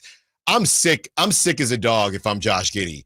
I think Josh Giddey has more, not athletically per se, but just based on where the game is going, I think Josh Giddey has a higher ceiling than Jalen Green. Well, and the reason I bring up Jalen Green is if you look at the entire draft class up until we get to Davion, which is, again, a whole nother conversation, but the top 8, it's like there are 5 max extension guys in the top 8 of that class. You had Cade Cunningham, you had Evan Mobley, you had Scotty Barnes, you had Franz Wagner, and you had Jalen Suggs, who probably got a bit overpaid, but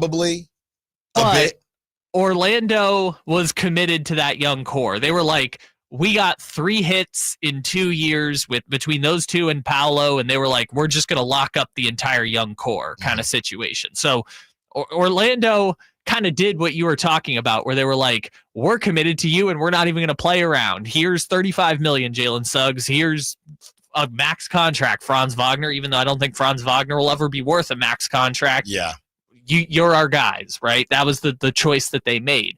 With Giddy, again, I don't know if the Jalen Green contract was ever on the table or if he was ever going to try and get that, because Jalen Green, I think right now, is a higher upside player than Giddy, but they're not that far. It shouldn't be Jalen Green's getting $33 million and you're getting $22 million. Like, the gap between Jalen Green and Giddy is not that large. Again, bringing it back to the Kings specifically, and the reports that multiple teams have reached out to Josh Giddey's camp about some type of sign and trade.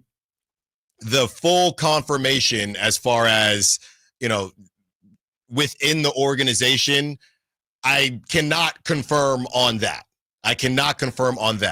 But as far as how surprised those around the league would be if the Kings did make a call to Chicago, who they're very comfortable doing deals with, they know very well it would give them a young point guard with an opportunity to offload some of their 8,000 combo guards. We should not be surprised if we find out, and it comes out, that the Kings called about Josh Giddey. With that being said, I personally do not think that the Kings have the assets, I don't think, to acquire Josh Giddey, but I also don't know what the Bulls want or why they're in the situation. And deep down, I don't think the Bulls are going to move Josh Giddey, because you could build your young core right there. I just think they're being cheap. I just think they don't really care how this looks to the rest of the league. Hey, the market is the market. I'm not going to overpay if I don't have to. I don't really care about any, goodwill because I gave you $2 million more a year or $5 million more a year, whatever it is. If that's how they want to do it, that's their prerogative. Either the Bulls are geniuses or they had incredible foresight to see what was going to happen this summer with restricted free agency, which I'm going to lean on the latter, given the Chicago Bulls track record of organizational decisions. Yeah, but I believe that the Kings probably did check it. That's what I think. Now, again, I'm waiting for full-on confirmation of that, but I believe that the Kings probably did check it. And that's based on, just what we've seen throughout this offseason. There's no reason that Scott Perry wouldn't call. To be honest, why wouldn't he call? Hey, what are y'all looking for out there? Bulls probably said, I don't know. What you got? And that might have been the end of the conversation. But there's literally no reason, specifically based on how we've seen the Kings move so far and the Jonathan Kuminga. Again, doesn't make a ton of sense. Let's just get him into the building because we like where it could go. Westbrook, doesn't make a ton of sense. Let's just get him in the building and see where it can go. That's how they've been operating throughout this offseason. And with that being said, I believe that's probably how they went into, this Josh Giddey thing is not as clear cut. Now, that could be a laundry list of players that the Kings called on. But specifically to Josh Giddey, I would put him in that camp, and I would put the Kings in that camp of a team that probably called to see what's up there, and is there anything that we have that you may or could be interested in. When we return, Brett Siegel outlines the potential Jonathan Kuminga contract resolution. There's a specific note in here that I think goes back to the handshake agreement that the Kings may have cooked up with DeMar DeRozan. All that and more when we return. Allen Stiles, Sacktown Sports.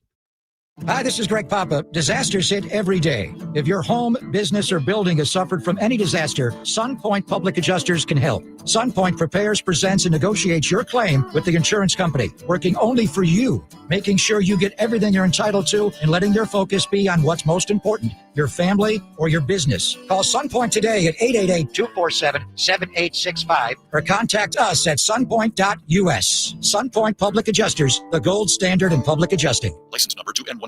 Summer's flying by, and that back-to-school checklist, it's growing fast. New backpack? Check. School supplies? Check. Dentist appointment? Let's fix that. Kids Care Dental and Orthodontics is making it easy to cross dental checkups off your summer list fast, with priority scheduling for new patients and kid-friendly care that makes them smile. It's one less thing to worry about before fall. Call now or book online at kidscaredental.com. That's kidscaredental.com, because healthy smiles should be the easiest thing to check off your summer list. If you've got a gas-powered engine, keep it running like new at every fill-up. Stable in-season protection is your engine's preventative medicine, cleaning and protecting the entire fuel system in season. In outdoor power equipment, prevent gum and varnish buildup that could cause a rough or non-running engine. For cars and trucks, increase fuel efficiency and power by removing deposits, ensuring your engine's long-term health. Stable outperforms the competition in independent lab testing. So at every fill-up, start with Stable. This is the story of the one. As a safety manager at a manufacturing plant, he does everything he can to keep his coworkers safe. From finding ways to reduce risks to keeping safety supplies in stock. And for that, he relies on Grainger. Grainger offers a broad range of quality products and next-day delivery, so he can always play it safe. Call 1-800-GRAINGER, click Grainger.com, or just stop by. Grainger, for the ones who get it done. Do Crohn's disease or ulcerative colitis symptoms keep coming back? Tremfya, guselkumab, may help, with rapid remission achieved at 12 weeks and lasting clinical remission at 1 year. Some even saw visible improvement of their intestinal lining at 12 weeks and 1 year. Tremfya is a prescription medicine used to treat adults with moderately to severely active Crohn's disease and adults with moderately to severely active ulcerative colitis. Serious allergic reactions and increased risk of infections and liver problems may occur. Before treatment, your doctor should check you for infections and tuberculosis. Tell your doctor if you have an infection, flu-like symptoms, or if you need a vaccine. Healing is possible with Tremfya. Approximately 3 out of 10 patients were in endoscopic remission at 1 year, based on areas visualized on colonoscopy, which may not represent the deeper bowel layer or entire GI tract. Individual results may vary. Ask your doctor about Tremfya today. Call 1-800-526-7736 to learn more or visit tremfyaradio.com. Get ready for a night out with Jordan Davis. It's Country in the Park 2, Saturday, September 13th at Cal Expo. Along with special guests Mitchell Tenpenny, Low Cash, Vincent Mason, and Abriana. Make it a family day out with food trucks, games, dancing, and more. Saturday, September 13th at Cal Expo with Les Schwab Tire Centers and Bare Bones Workwear. Tickets at CITPFest.com. Hello, Sacramento. I'm Emran Pilati, owner of True Sports Cards and Collectible Store here in Rockland, California, and the host of the True Sports Cards Show that airs right here on Sacktown Sports 1140 every Saturday from 10 to 11 a.m., where we discuss the latest trends, hottest products, and deliver exclusive interviews with other industry leaders. And don't forget to visit our shop, True Sports Cards, at 6661 Stanford Ranch Road in Rockland and see what we have for all your sports card and memorabilia needs. If your passion is bass fishing, only one radio show has the action, information, and excitement of your favorite outdoor sport. Ultimate Bass, hosted by Tournament Bass Pro and California Outdoor Hall of Famer Kip Brown, takes you live to where the fish are biting every Saturday morning. Only Ultimate Bass feeds your passion with the latest news, products, tips, and advice from the pros. Ultimate Bass with Kip Brown, Saturday mornings at 5 a.m. on Sacktown Sports 1140, part of SEP's Saturday Morning Outdoors.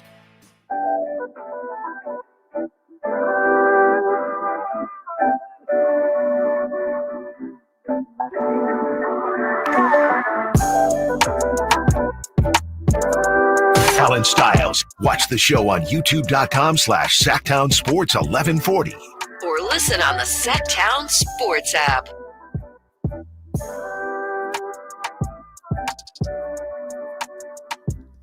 I got this post on I got a push on the sneakers app. And I thought I was going to have an opportunity, and I know they're Dodgers colors, but I thought I was going to have an opportunity. It said you have exclusive access to the Kobe, they're calling them like the Kobe Dodger colors. They got the 8 on it. And like I said, I know they're Kobe colors, but I mean, they're nice, man. The Game Royal, the Kobe 6s. So they said exclusive access. I guess it popped at 11, and I haven't been following because I got another kid on the way, so I can't. No more sneakers for Allen. I don't have a lot of that type of income, but exclusive access for a shoe that's already been sold out. Kyle, I click on it, and I guess, it dropped at 11. This is how they annoy you. I click on it. They got 3 sizes left. Men's, and I know I'm walking into a Zont joke here, but 3 sizes. Men's 3.5, men's 4, and men's 4.5. But, it's sitting there making you feel like, oh, it's not sold out yet. So everybody's clicking on it. Well, couldn't you always go to the child size? Those are gone too. Even if I wanted to take that joke, like I said, this is not child. This is size 4.5. You ever seen these kids these days? They're wearing 8s and 9s. Oh, I'm fighting with 14-year-olds for shoes. Yeah, that is true. But so when I thought I was about to come up on some random Kobe's. I don't know. When I was 14, I was rocking like size 12 at that point. That's quite enough. 916-339-1140. And we have this for you as it reminds me of the conversations we had with or about DeMar DeRozan. So it's the same hypotheticals that we've talked about before with Brett Siegel and the contract resolution. Here is the hypothetical that he puts out. Proposed deal that outlines exactly what would be fair value for Kaminga and the Warriors to reunite and smooth things over before the trade deadline in February. Now, people have said that Brett can skew more Warriors side of things than player side of things. Based on what I've seen, it would just be, and he actually addresses that within the article. I think it's all based on opinion at this point. 2 years, $45 million, 21.5 this upcoming season, 23.3. The next season, a partial guarantee of the year 2 salary, which is different than what the current deal is, which is a team option. So Kaminga, the guarantee would go up. So he would be guaranteed $32 million. As of right now, he's only guaranteed, I guess, that initial amount of money for that first year. So the $21 million. So he gets an extra $11 million guaranteed, regardless of what happens after that. He does have to waive the no trade clause, if he does accept this deal. And here's the last thing that reminds me of the Kings, okay, and DeMar DeRozan. Mutual understanding of a trade before the trade deadline. So yesterday I tried to look up, and I guess most of the time this is behind the scenes, but I tried to look up if stuff like that has been reported before. It's a very hard thing to look up, and I was not successful, but I'm sure it has happened before. Brett's just laying this out. So this is essentially the same version of the quote-unquote handshake agreement that I talked about with DeMar DeRozan, a mutual understanding of a trade if Jonathan Kuminga comes to the Sacramento Kings. Now, I think that going into the season, the conversation was almost mutual understanding of a trade before the season starts. That's what I think a lot of us thought this was going to be based on what DeMar DeRozan, where he's at in his career. Clearly that changed, and that changed fairly quickly. With all that being said, logical Raptors fanatic says, trying to trade DeRozan when you're trying to build a culture, ... You know, DeRozan and Lowry built the culture of the 2019 championship that used no tanking and no lottery picks. Okay, logical Raptors fanatic. Obviously, you're going to bring up the Raptors in this conversation. And it's not all about age. I get called old all the time by the Cat Crew for the River Cats. Don't get me wrong. But that was a while ago. Okay? And not only was that a while ago, as far as we don't even have to argue DeMar DeRozan's production. We can just argue, number one, they were in the East. This is a completely different world, a completely different conference, and a completely different style of play within the NBA. So I don't know. It doesn't matter what I think, because Scott Perry clearly feels like DeMar DeRozan is bringing something to the table on the court and off the court. But I don't know if referencing which DeMar DeRozan was not on that team. I don't know if referencing the 2019 championship and what DeMar DeRozan brought to the table at that time. And Kyle was 14 years old at that point. I don't really know how much that would help Kings fans feel better about keeping DeMar DeRozan on the 2025-2026 Sacramento Kings team right now. Because that doesn't make me feel. I read that, and that did nothing for me. Nothing for me at all. Okay, I don't know exactly where this is all going, but yeah, once you get to August, those types of like salary dump type of trades or like facilitating a deal, those don't really happen, because the time to do that would have been when everyone was still updating their roster back in June. Yeah. When you talk about the Porzingis trade, when you talk about, I know I'm just picking on the Celtics, but the Drew Holiday trade. Well, I was going to say on the other side, Anthony Simons as well. Yeah. Yeah, I mean, you could go on down the line. The Pistons signing and trading for Duncan Robinson, you know, that's why the Malik Monk thing kind of dried up with Detroit, is just because they got Duncan Robinson for Fontecchio, and now they're moving on with their lives now without Malik Beasley, who we'll see how that goes for him. But the time to do it would have been the week leading up to and after the draft. Now, at this point, most of the team's rosters are finalized. You mentioned the Hawks earlier. The Hawks have their 10-man rotation.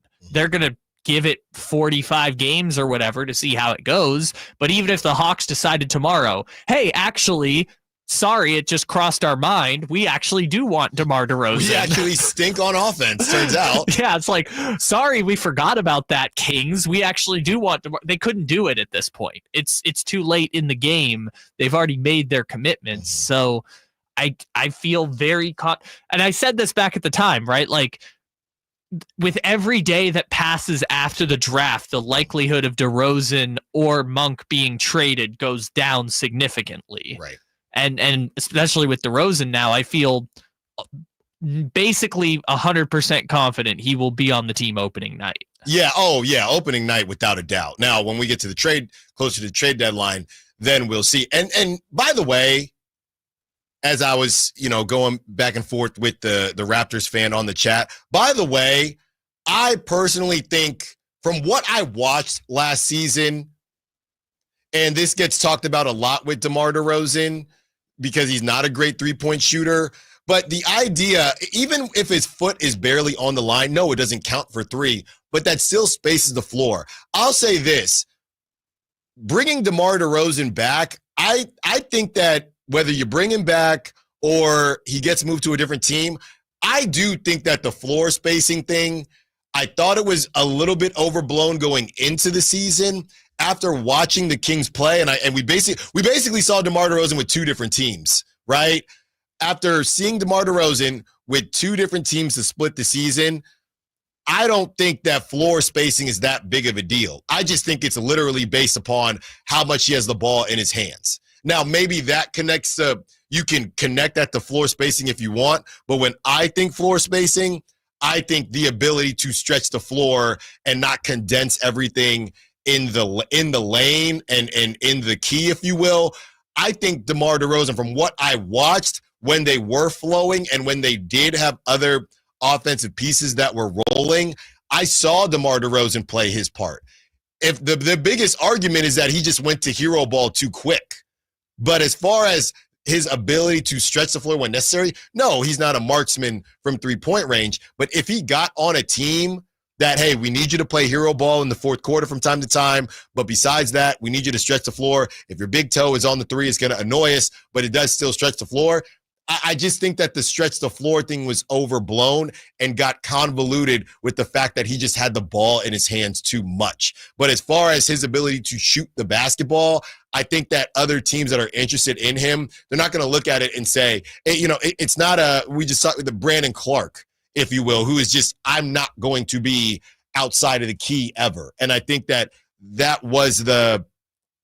maybe was the case with DeMar maybe a couple years ago. But yeah, DeMar DeRozan, to me, it's more of a matter of how much he had the ball and how often he shot the ball versus his ability to quote unquote stretch the floor, or his inability to stretch the floor and to hinder the team's ability to stretch the floor. It's just how much he has the ball in his hands, and I guess his willingness to enter a different type of a style of play versus his actual ability to do so. When we return, another name that we've talked about before could hit the old boomerang if this team decides to blow it all up. Kyle, we're bringing back one of our favorite segments, Trade Candidate of the Day, and this one is an old friend in a new city. Allen Stiles, Sacktown Sports. The Carmichael Dave Show with Jason Ross. Throwing things at or onto a field or court can seriously injure people, unless it's that hockey thing where you throw the teddy bears on the ring. So they all get collected and given to kids. All of them? No bear left behind. You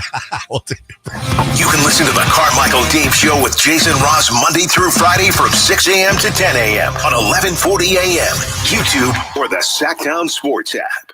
JTV Jewelry Television knows you love to sparkle, so now's your time to shine like the star you are. Enter JTV's Shine Like a Star sweepstakes for your chance to win $5,000 in dazzling jewelry from top brands, including Rachel Zoe Jewelry and Judith Ripka Jewelry. Plus, just for entering, get $30 off your next qualifying JTV purchase of $99 or more when you opt in for emails. Enter now at jtv.com/likeastar. And remember, if you love jewelry, you'll love JTV.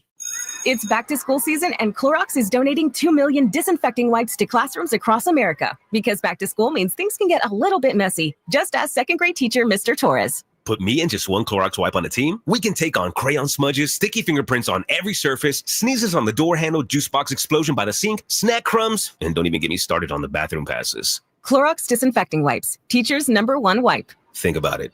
Bathroom passes. Clean feels good. Based on unit sales data. Power, grit, and capability. You'll find it all at Kia of Vacaville today. Tackle the road or no road at all with Kia of Vacaville in the spacious 2025 Kia Telluride. Rugged, aggressive, and built for adventure. Or load up the crew and hit the trail in the versatile 2025 Kia Sorento. Need efficiency for the daily grind? Kia of Vacaville has you covered there too. Swing by next to the Vacaville outlets or check out inventory online at KiaVacaville.com. Limited inventory available, so hurry in now. See dealer for details. Allen Stiles here with your Sacktown Sports injury update, brought to you by DTLA Law Group. Jacob Wilson, out with that left forearm fracture, was placed on the IL with an injury dating back to his hit by pitch. His expected return is before the end of the season. Max Muncy, out with a right hand fracture, has begun taking ground balls and throwing, but has been unable to swing a bat. He is moving in the right direction, per his manager, Mark Kotze. That was your Sacktown Sports injury update, brought to you by DTLA Law Group. Hey, I'm Allen Stiles. Injured at work? Call downtown. DTLA Law Group, California's leading injury law firm. With over 40 lawyers throughout California, they have won over $500 million in settlements. DTLA Law Group will get you compensation for your work injury. You don't pay unless they win. That's right. You pay zero up front. Call downtown. Text injury help to 40222. That's injury help to 40222. Visit them at calldowntown.com. Text charges may apply. Experience the excitement of Sacramento River Cats baseball at Sutter Health Park. From thrilling plays on the field to fun in the stands with family and friends, River Cats baseball is for everyone. Enjoy lively entertainment all season long, the best ballpark food around, some of the finest views of the city, and baseball memories with the Sacramento River Cats to last a lifetime. Grab your tickets now at rivercats.com.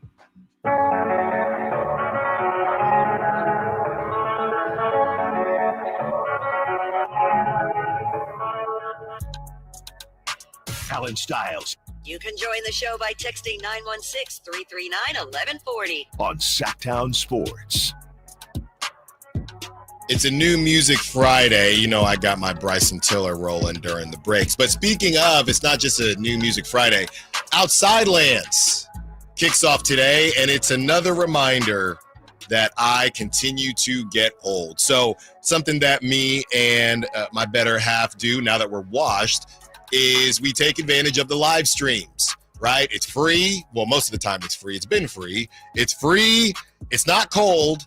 And it's a lot cheaper than actually going to these music festivals. So she said, hey, there's going to be another live stream we can watch this weekend. I said, great. I got to put the crib together. I got to do a bunch of stuff, right? And she starts naming off the artists. We get past that second row of artists, and it got real. I shouldn't even say dark. It got real gray, as in gray hairs on my head, because I didn't understand any of them. So I went to Kyle this morning. I said, Kyle, let's do the game. It's the game you got to play every time there is a somewhat local music festival or a big music festival. For all the youngins out there, we're going to play the game towards the end of the show, 1:30, 1:45, where Kyle is going to test my knowledge on these musical artists with real artists and fake artists, and you can be a part of that fun as well. So I'm looking at it right now. Was after Ludacris was about as far as you got?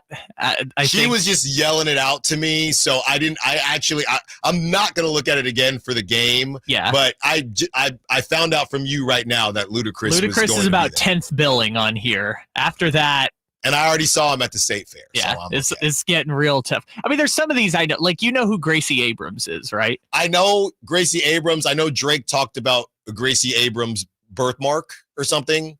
Oh. Yeah, I couldn't tell you a song. There are people that I know of, but I also couldn't tell you a song. Wow, okay, that's kind of shocking. If we're starting with Gracie Abrams, you're going to have no shot. No, but here's the thing. People that I know of, but I couldn't tell you a song, but I also have heard one of their songs. I just don't know which one it is. Who sang the song? So you've heard a Gracie Abrams song. I probably have heard a Gracie Abrams song, and I've heard of Gracie Abrams, but I don't know where that means. You don't have a reference point other than Drake talking about her birthmark in a creepy way. That's right, because he said, I have the same one. Something Drake weirdness. Yeah, yes. in a very creepy way, which at least Gracie Abrams is at least 20. Yes. Well, here we go. So we're going to have some fun with that towards the end of the show. And let me know. I know, you never know what demo is listening. Let me know if you're going to Outside Lands. If you are going to Outside Lands, I like my food. And this is going to lead us into the secret keyword that I'm about to reveal for the River Cats. But Chef Smelly Okay, Chef Smelly out of Oakland. Garlic noodles. He's got shrimp, garlic noodles. They do oxtail now. He's got ribeye out there. Thank you, Chet. Chet's probably had Chef Smelly. Chef Smelly out of Oakland. He has a setup at Outside Lands. He's been doing it for the last 5 years. I ain't saying it's cheap, because nothing is cheap at Outside Lands. But what I am telling you is that it is good as HE double hockey sticks. If you are headed out there for day one, and obviously we can't go because there were some names that I really liked, but with wifey's the current pregnancy situation, there's no way we were going this year. So you're going to miss out on Anderson .Paak? Yeah, which I've seen him a couple times. Oh, but lucky. I saw him before he cut his hair. I saw him old school before he blew Malibu up. days. Before that. Wow. I'm not gonna roast, but his there's a reason he cut his dreads. But he did have dreads, and that's how long ago I saw him. Oh, so that's also why he's in a beanie in every photo I see? It's a lot of head. Okay. It's a lot of forehead there. All right. I'm saying, you're missing out on a great weekend of Vampire Weekend and Glass Animals because again, know the names. Wait, you don't know Vampire Weekend? I know the names. Okay. Wow. 916-339-1140. That's going to be the call line if you want to be a part of the conversation, if you know any of the people we're talking about. And the text line, if you want to text in the secret keyword of the day, if you want to live the sweet life with your boy, me, Allen Stiles. This week, the ultimate giveaway of a Sacramento River Cat suite for August 20th.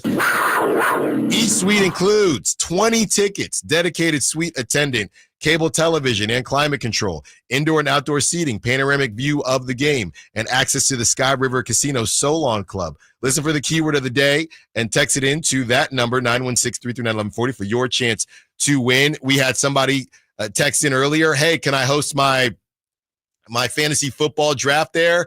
Not a problem with me. I'll even help you out. The 20 people, you can do what you want. That's a pretty cool situation. So you can turn it into a birthday party if you want with the kiddos. You can keep it adult if you want and make it a fantasy football draft. All you got to do is be that lucky texter who texts in Dinger, the best mascot in the game. I should say the best AAA mascot in the game. Shout out Slamson and the crew and Lucille, but the best AAA mascot in the game for sure. The best minor league mascot in the game. I feel pretty solid saying that. Shout out to Dinger. That is the keyword of the day, DINGER.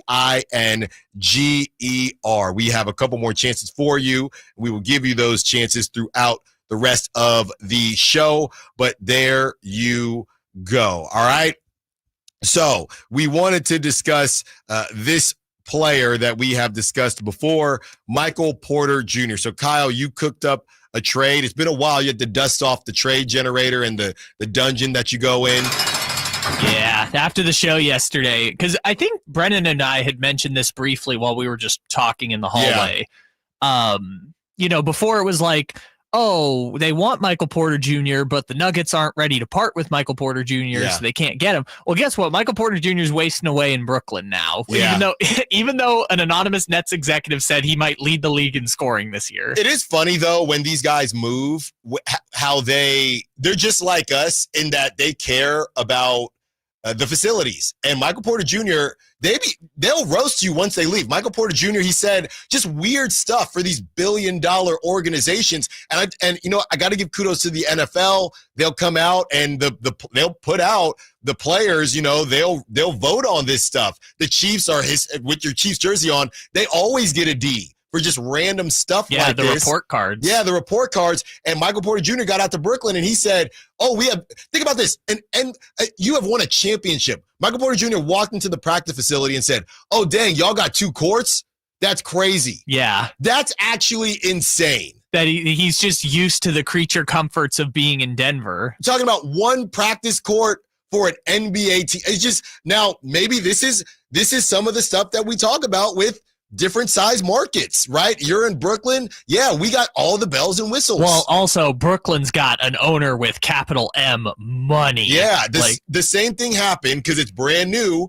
Our guy, Najee Harris, shout out Antioch High, shout out the Yacht, Antioch's finest, Bay Area boy. He gets to the Chargers, and he was saying this is completely different than the Steelers. Yeah. And I get it, it's brand new, but the idea, we just think these guys, now relatively speaking, I'm sure everything looks looks nice and looks great. But for these guys, they're thinking this is a whole nother world. Yeah, those report cards are great into bullying people to spend money. But to your point, Michael Porter Jr. now is he's in a nice facility in Brooklyn, but he is on a nicest thing about it. Yeah, he is on a bet. Well, Jordy Fernandez is there. Yeah, that's true. He's got the best coach in the league.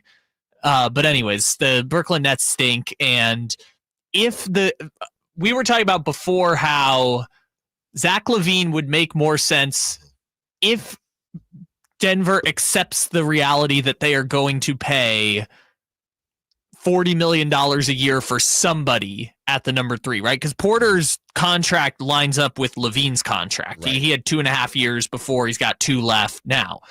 Denver bit the bullet and said, hey, we're just going to trade a first-round pick when Jokic is 37 unprotected to get off of Porter Jr.'s contract. We added Cam Johnson. We added Valanciunas. We added Tim Hardaway. We added Bruce Brown. We have a really deep bench now, and that's what we're going to have to do to capitalize on Jokic's present, right?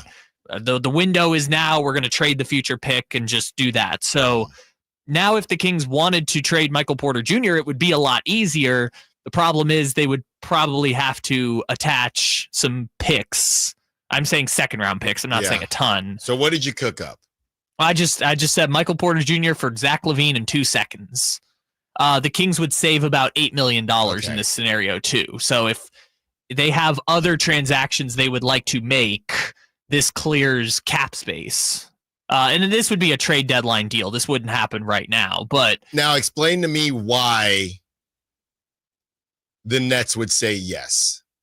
Just for the picks. I mean, they're essentially saying there's very little difference to us between having Zach LaVine versus Michael Porter Jr., but we have to pay $9 million more for Zach LaVine. So you got to throw in some picks to make it worth our while. I know somebody is probably going to be annoyed with me for this, but is it weird that I would kind of feel bad if that happened? What, sending Zach to Brooklyn? Yeah. I mean, I'm not saying I wouldn't do it, but is it weird that I kind of would feel kind of bad? Yeah, like, oh, I'm sorry, Zach. Yeah. Like, he's already hit the trifecta of bad organizations between 2010's Timberwolves, 2010's Bulls, and now Sacramento Kings. I guess that's literally the price you pay. I guess. When you're on a contract like that, them's the breaks. Which, by the way, if this were the only move that they made, let's say they don't get Kaminga, kind of balances out the roster. No, I completely agree. I'd get over it. Yeah. Right. But I would, again, when I feel bad, and I know this is probably not fair, I would just go look at his career earnings. That's probably Is Zach LaVine going to make a lot of money? Yeah. Hey, his family lives in Los Angeles. I hear New York is nice this time of year. Hey, it's a bigger market, so you'll be all right. You could get a nice house in the Hamptons and train all the 7 point guards they just drafted. By the way, if you're just now joining us, the quietest storyline that has been active all offseason, but nobody ever talked about once with all the nobody ever even asked Scott Perry about it, to my recollection. Zach LaVine has been eligible extension this whole time, and nobody cares. Yeah, no, it's not going to happen. Sam Amick reported on it once in late June, and that was, as far as I know, the only thing that was ever mentioned about it. Speaking of that report that was in late June, that was the last we heard about one Damonte Sabonis. As we approach the latter part of the offseason, could we be getting a Damonte Sabonis update? I'll tell you what I've heard when we return. Allen Stiles, Sacktown Sports. This is the story of the one. As a safety manager at a manufacturing plant, he does everything he can to keep his coworkers safe. From finding ways to reduce risks to keeping safety supplies in stock. And for that, he relies on Grainger. Grainger offers a broad range of quality products and next-day delivery, so he can always play it safe.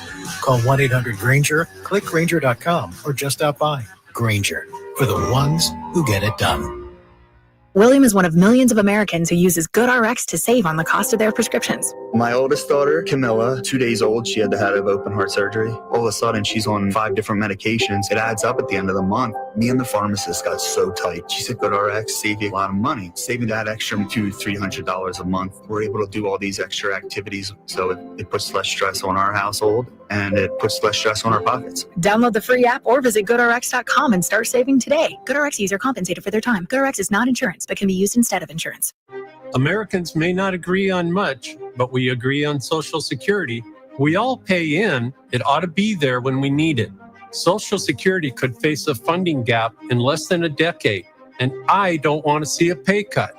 I'm with AARP in the fight to protect the Social Security we earned. Pledge to protect Social Security at aarp.org/weearnedit. That's aarp.org/weearnedit. Paid for by AARP. Hey, this is Greg Papa. Are you working through a major insurance claim? SunPoint Public Adjusters can help. SunPoint prepares, presents, and negotiates your claim with the insurance company, working only for you, making sure you get everything you're entitled to, not what just some adjuster working for an insurance company thinks you should get. Call SunPoint today at 888-247-7865 or contact us at sunpoint.us. SunPoint Public Adjusters, the gold standard in public adjusting. License number 2N14884. Sacramento Chrysler Dodge Jeep Ram has the best selection of new and pre-owned vehicles. All of them top quality, hand-selected by their general manager, Chuck Dean. You can see for yourself their huge selection at sacssuperstore.com with the lowest prices and the best car buying experiences anywhere. Sacramento Chrysler Dodge Jeep Ram. It's taste on a whole new level at Sky River Casino. With 18 elevated restaurants, bars, and lounge destinations that include SR Prime Steakhouse, 32 Brews, Dragon Boat, and The Market. Just minutes from Sacramento, right off Highway 99 in Elk Grove. Join in the fun and experience the height of hospitality. Sky's the limit at Sky River Casino. Visit skyriver.com today. Gambling problem? Call 1-800-GAMBLER. KHTK HD1 Sacramento, KYMX HD3 Sacramento. Your home for Kings basketball for over 25 seasons. Hammer time thrown down by Malik Monk. From the Power Business Technology Toshiba Studios. Sacktown Sports, 1140.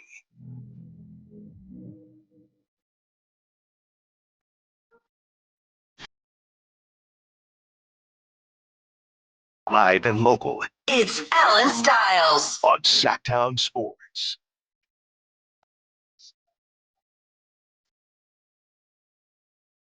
Kyle, who is this? This is the Glass Animals. Oh, this is them? Yes, this is them. Oh, I've heard this 1,000 times. Yeah. You made me. Yeah, that's what I'm saying. It's been on the radio for years. I never knew. I did not know. It's also. You told me they sounded like a boy. You told me they sound like Justin Timberlake. It sounds like NSYNC. Nah, bro. Put some respect on NSYNC's name. This is like, I don't know. It's like 21 Pilots. I'm not even saying like they're as good. I'm just saying the beat, the cadence. You could tell me this beat is from an NSYNC song, and I'd believe it. Sure, 2026, 2025 NSYNC, if you will.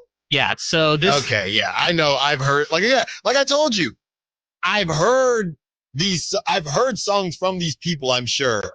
But if you were, that should have been the game. Play the song. Here's 5 artists, right?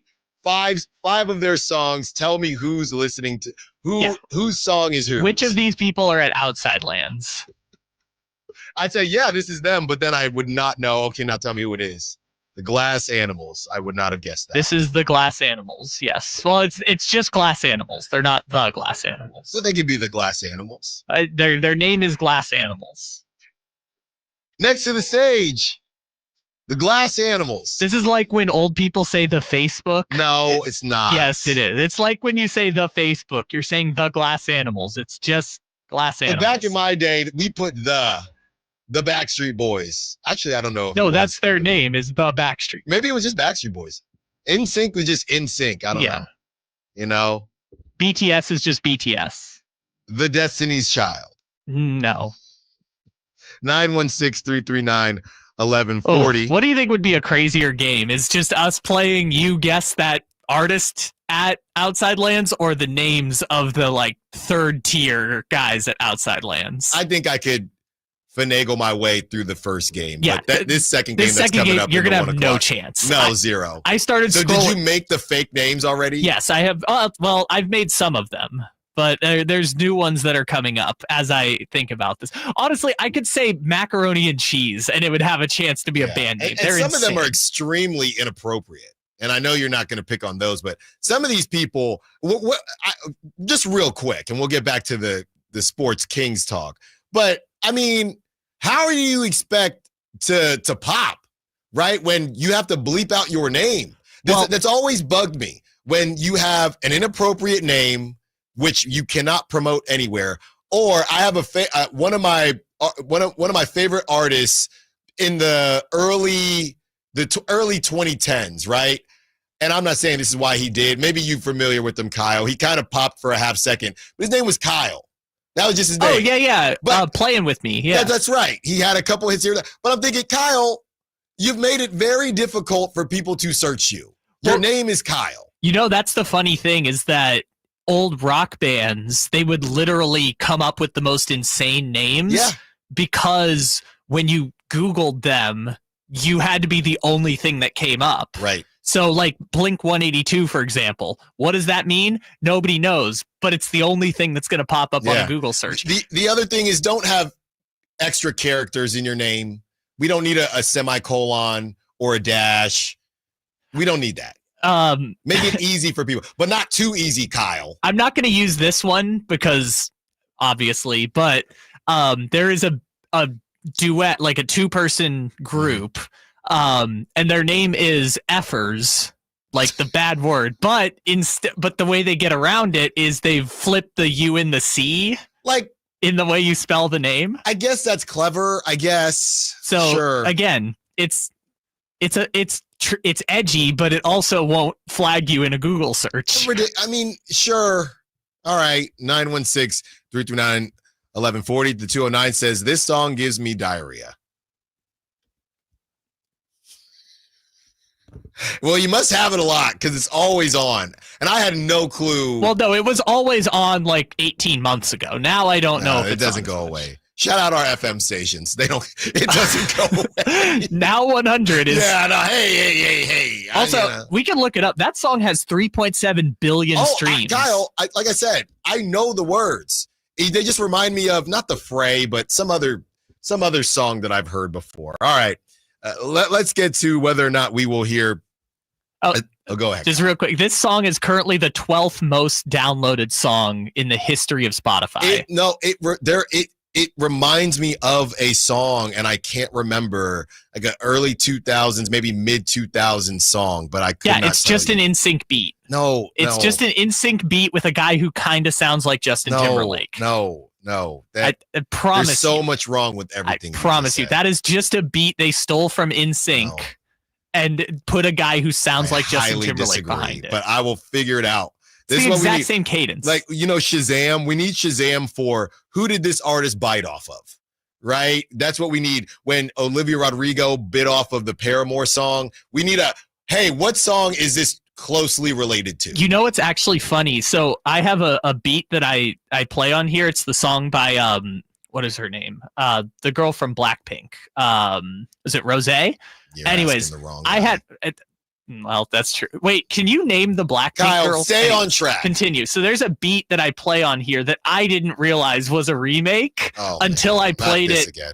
I played it for Jason Ross just as a rejoiner, and he was like, "Oh, this is Hey Mickey." I was like, "No, this is APT," and we were both like, "Oh." They bit off the song that we didn't realize. It's funny how that thing works out. Yeah, more of that coming up at 1 o'clock, or in the 1 o'clock hour, I should say. Let's get to this Damonte Sabonis update. So like I said, I've been grinding film on random players. 2 nights ago was Jeremy Sohan. Okay. This is where Keegan Murray earlier this week. Yeah, this is where we're at in the off season. But last night / early this morning, based on when I went to bed, I decided to just take a trip in the Throwback Thursday to Flashback Friday machine and re-look at some of the stuff that was said at the beginning of the offseason to compare it to where we're at now and how all of that went. Now, in late June, Sam Amick, which really wasn't that long ago, but Sam Amick put out an article. This is before Dennis Schroeder had joined the squad. This was essentially pretty much the beginning of the offseason, with the finals finishing in June, right? So here is what Sam Amick had to say about Damonte Sabonis. And to my knowledge, this is the last thing we heard about Damonte Sabonis as far as the offseason and the future. And here it is. In terms of building blocks, team and league sources say the Kings continue to signal a commitment to veteran big man Damonte Sabonis. While Sabonis' frustration with the organization's handling of the Fox saga has been well chronicled, league sources say Sabonis has not asked for a trade and has had positive early discussions with Perry regarding the Kings' aspiration for this summer. Sabonis, the 29-year-old three-time All-Star who is owed a combined $140.3 million in the next 3 seasons, has remained patient with the process to this point. So what I highlighted there is league sources. Now, this is before Dennis Schroeder joined the squad, but league sources say Sabonis has not asked for a trade and has had positive early discussions with Perry regarding the Kings' aspirations for this summer. So my first thought was, as I'm reading this, okay, this is June, I think it was June 25th. We going to get an update? Is an update necessary? We heard absolutely nothing else, and we are now, next week, we will dang near be in the middle of August, right? And this season has blown by. Now, I know he had another kid, and so he's got a young baby. I guess that's kind of redundant because all babies are young. He's got a new-ish baby crawling around maybe at this point. So we were trying to figure out when that process would get started again. But honestly, and this is, again, just my opinion, I don't think Damonte Sabonis ever really contemplated leaving the Kings this upcoming season. You got a new kid, you got your coach, you got a new GM that you feel like you're going to be able to work together. I'm not going to say it was all smoke and mirrors, but I don't think we're going to hear about another conversation, because I don't think another conversation is going to need to be had from Damonte Sabonis' camp, because I don't think Damonte Sabonis, as long as they hired Doug Christie, I don't think Damonte Sabonis was really contemplating leaving, right? The De'Aaron Fox smoke, and you had Rich Paul, who I need Rich Paul to be my agent, by the way.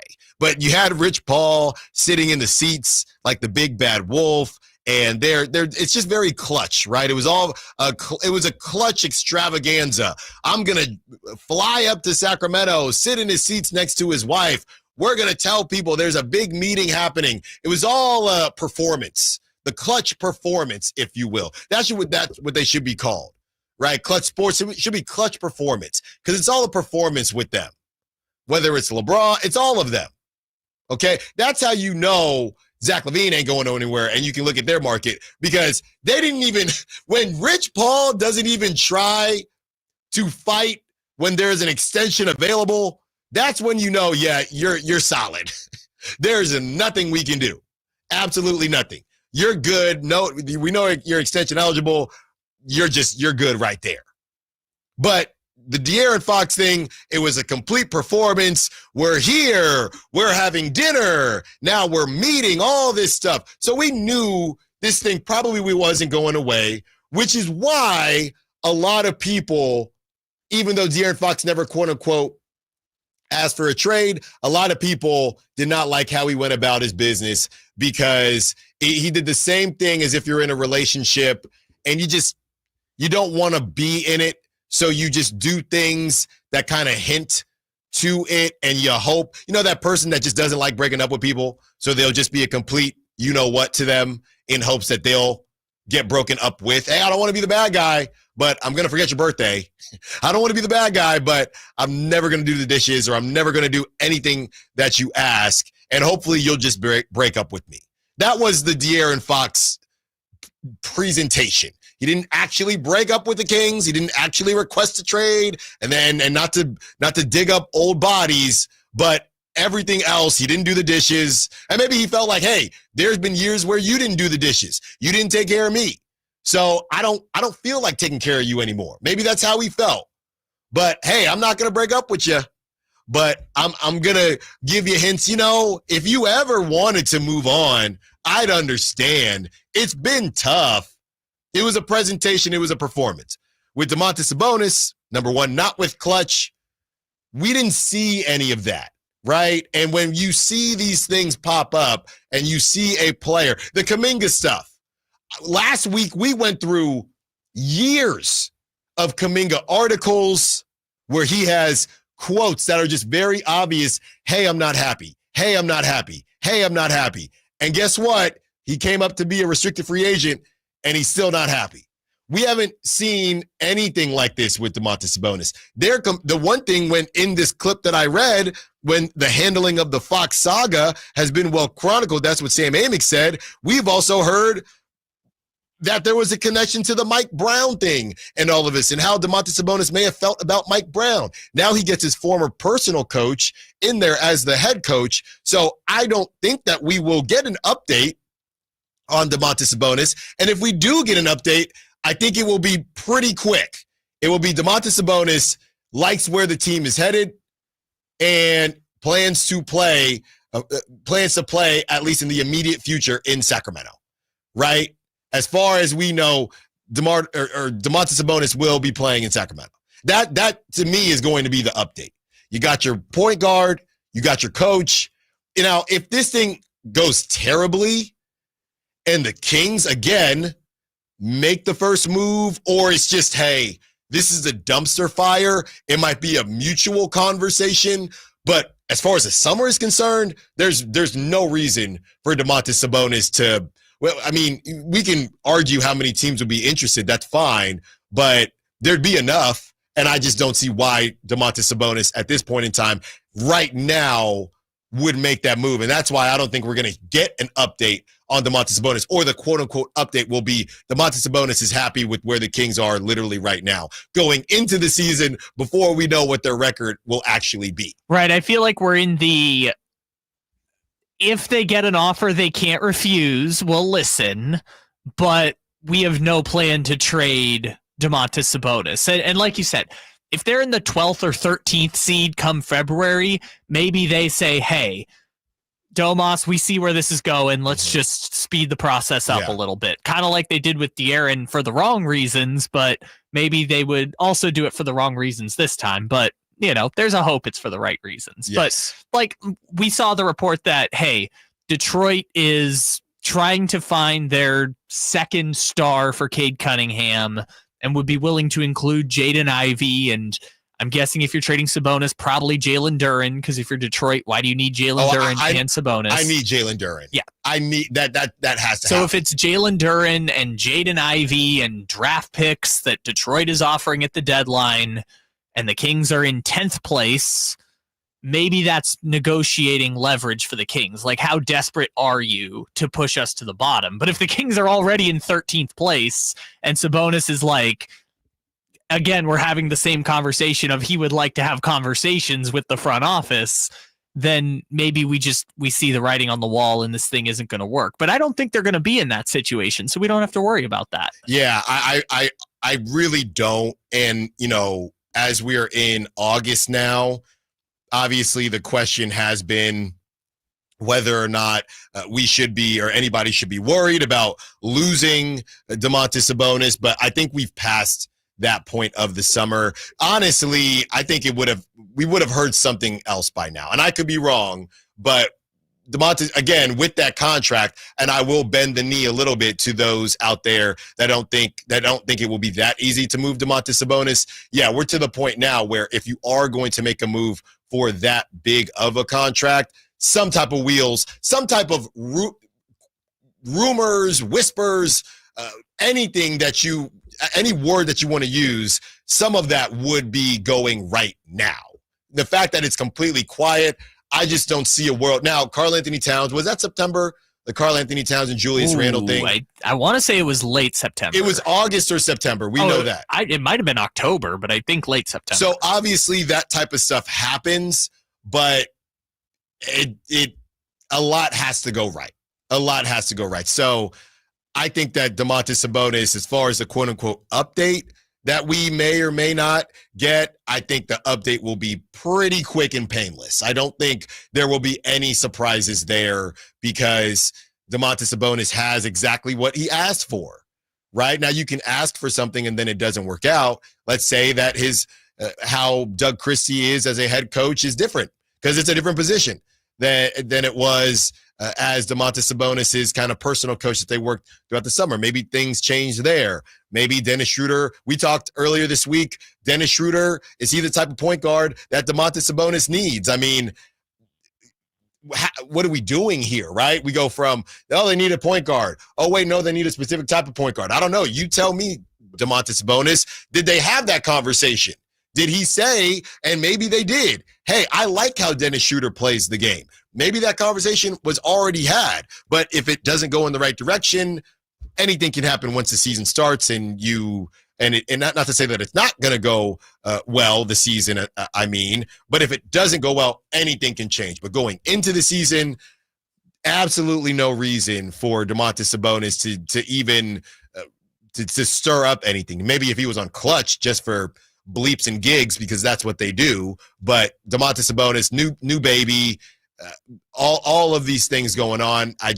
Why? Also wants to be here. Yeah. That's the other nice part of it. So I guess if things don't go well, I'm not even saying like they're in 13th place. Like let's say there's an injury, right? And the season becomes a bit of a wash. I'm not even saying to Sabonis. Let's say like I'm also just, you know what? Let's just not pick a player. Let's just say there's an injury. The season isn't going well. And we get to the deadline and the Jake Fishers and the Sideries and everyone is stirring up the Damonte Sabonis trade conversation. Right. More so seeing the writing on the wall than anything else. At that point, it then becomes the chicken and the egg of, do you want to stay? Do we want to keep you? And it's just going to be this back and forth of does Sabonis want to stay? Do the Kings want to trade him? And I think as long as Sabonis has confidence in the organization, which it seems like he's got enough of it right now, then I don't see any reason why they would hit the eject button, specifically not because of like, oh, it's the right basketball move, whatever, although that is the case. We know there's not an appetite for a full-scale teardown. Mm-hmm. And so unless it's Sabonis breaking up with the Kings, and we know that from the top down, there's not an appetite to fully tear this thing down, there really shouldn't be any conversation about it, even if things don't go well to start the season. Yeah, these guys, they got a really good life, right? And the money that they're making these days, there's not a huge reason for them to uproot their families. Only one team can win the whole thing. And if you truly think you are going to put yourself in, number one, you care that much. And number two, and I'm not saying that Damonte Sabonis or Devin Booker, any of these guys, I'm not saying that they do or don't. I don't know. But to uproot your whole family for a better, or to leave them and to be away from your family for a better chance to win a ring, the more these guys start making, the less I think that's going to happen. Devin Booker is making 60-something million a year. Devin Booker is probably going to get a statue. I think a lot of people look at Devin Booker as and he went to the final, sure, but you're telling me that there aren't a bunch of players, young or even vets, that think, yeah, I'd love to be Devin Booker. He might not ever win a ring, but the whole Devin Booker wants to go to Detroit. Why the heck I want to go to Detroit? Why? For who? To do what? I already got out of Detroit. Yeah. What exactly am I doing in Detroit? Yeah. He's one of the Flintstones, I think, from Michigan. So it's like, I already got out of Michigan. What am I going back there for? No, I've created a new home. I got my lowriders. Yeah. I got my Christopher Ladd wears my shoes. I got my on again, off again relationship with Kylie Jenner. Yeah. what is there? Sure, a ring would be nice, and I'm going to go out there and I'm going to play my butt off. If it happens, it happens. But I don't need to run all around the U.S. to go find it. Which, to bring it back to Giannis in all this, because he's the other name. I'd be kind of Giannis got 4 kids now, whatever it is. It's a lot. I don't know why Giannis would leave. Now, it's not the most glamorous city for sure, but I don't really know why Giannis would leave. He's got I guess, is it the opposite now? No, Giannis. I leave because I already have the ring? Giannis would leave because you believe you are the reason a team can win a championship, and that Milwaukee just has made so many mistakes. Some for him, some, like the Dame trade. We can debate how much Giannis was involved in that Dame trade, and that's kind of his fault, but it would be like, I'm still one of the best players in the league, and I can be the best player on a championship team. Just get me to a team that has stars or is younger. That would be like the Buck. But again, to your point, he's always been wanting to stay in Milwaukee. You're going to have a statue out. You are Dirk Nowitzki to that organization. You are Kobe Bryant to that organization. It's really hard to throw that away when you have it as good as he's got it. And on the other side, and I've mentioned this before, obviously 2 is better than 1 and 3 is better than 2. I get all that. But, Giannis goes to, let's say he goes to the Warriors. Nightmare scenario, right? I think that Steph getting to 5 matters a lot. Even with Giannis, I think it wouldn't be the asterisk thing, not to me at least. But Giannis, let's say he gets 1 more with Steph. He helps Steph get number 5. How much does Giannis's legacy change with 1 more random ring from the Warriors? And let's say that's the last one he gets, and he's with the Warriors. They have a couple deep playoff runs, but they're not able to get it done. It's just too much firepower in the West. I don't know how much Giannis's legacy is changing. Personally, I think it depends how they do it, right? Because I thought the ring in Los Angeles would transform Anthony Davis's legacy. And I'm just saying that because Giannis going to the Warriors would essentially be Anthony Davis going to the Lakers and winning a championship with LeBron, right? Steph is going to be the person we talk about getting the championship and maybe the finals MVP. Right. But Giannis is going to be the reason why they would win the championship. Yeah, and I guess that's the only thing, not to get too caught up in hypotheticals. If Giannis won the finals MVP, hey, now he's got 2, right? And Kawhi's running around with 2. But I think Kawhi, it's more so about the version. The version of the 2. Again, I don't want to spend too much time on it. It's a little different. Like Giannis would be one of 6 players in the modern era to have 2 MVPs and 2 championships. And maybe that's just me suffering from what we've seen with the dynasties. Well, what does 2 matter?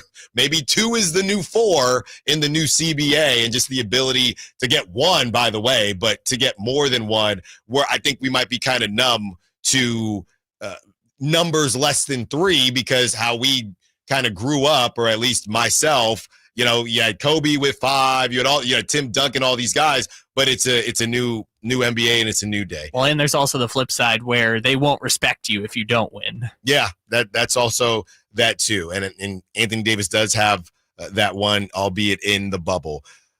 As far as the Kings are concerned, the Timberwolves put out a fan survey. Now, obviously, the fan survey wasn't about the moves that they've made, but how they can be better as an organization. I want to combine that with the moves that the Kings could make. Do the Kings in general, based on what we've seen, do the Kings need to be more transparent to their fan base? Allen Stiles, Sacktown Sports.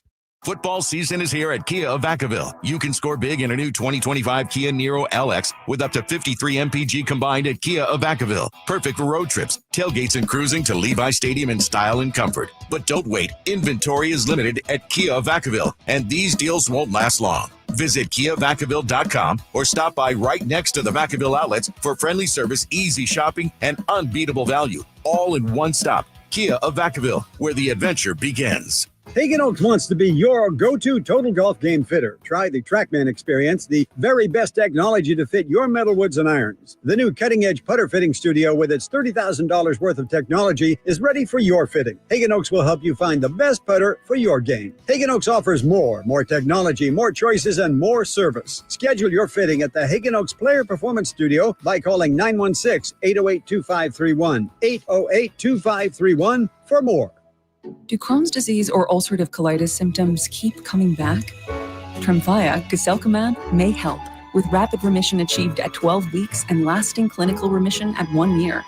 Some even saw visible improvement of their intestinal lining at 12 weeks and 1 year. Tremfya is a prescription medicine used to treat adults with moderately to severely active Crohn's disease and adults with moderately to severely active ulcerative colitis. Serious allergic reactions and increased risk of infections and liver problems may occur. Before treatment, your doctor should check you for infections and tuberculosis. Tell your doctor if you have an infection, flu-like symptoms, or if you need a vaccine. Healing is possible with Tremfya.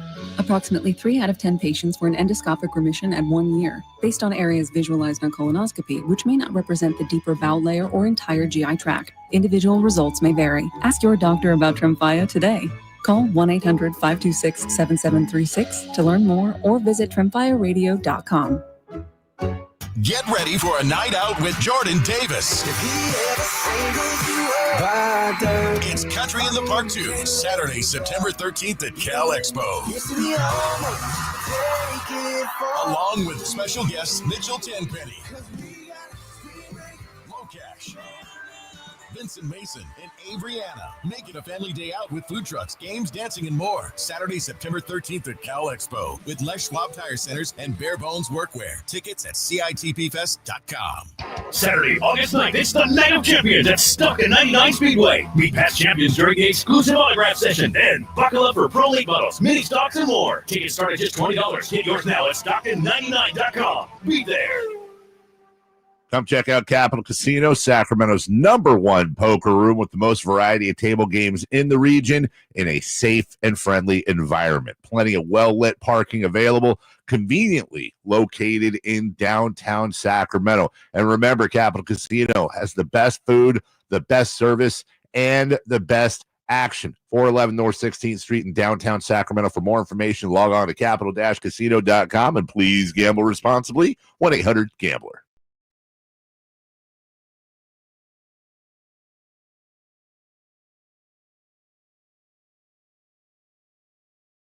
Allen Stiles. Watch the show on youtube.com/SacktownSports1140. Or listen on the Sacktown Sports app.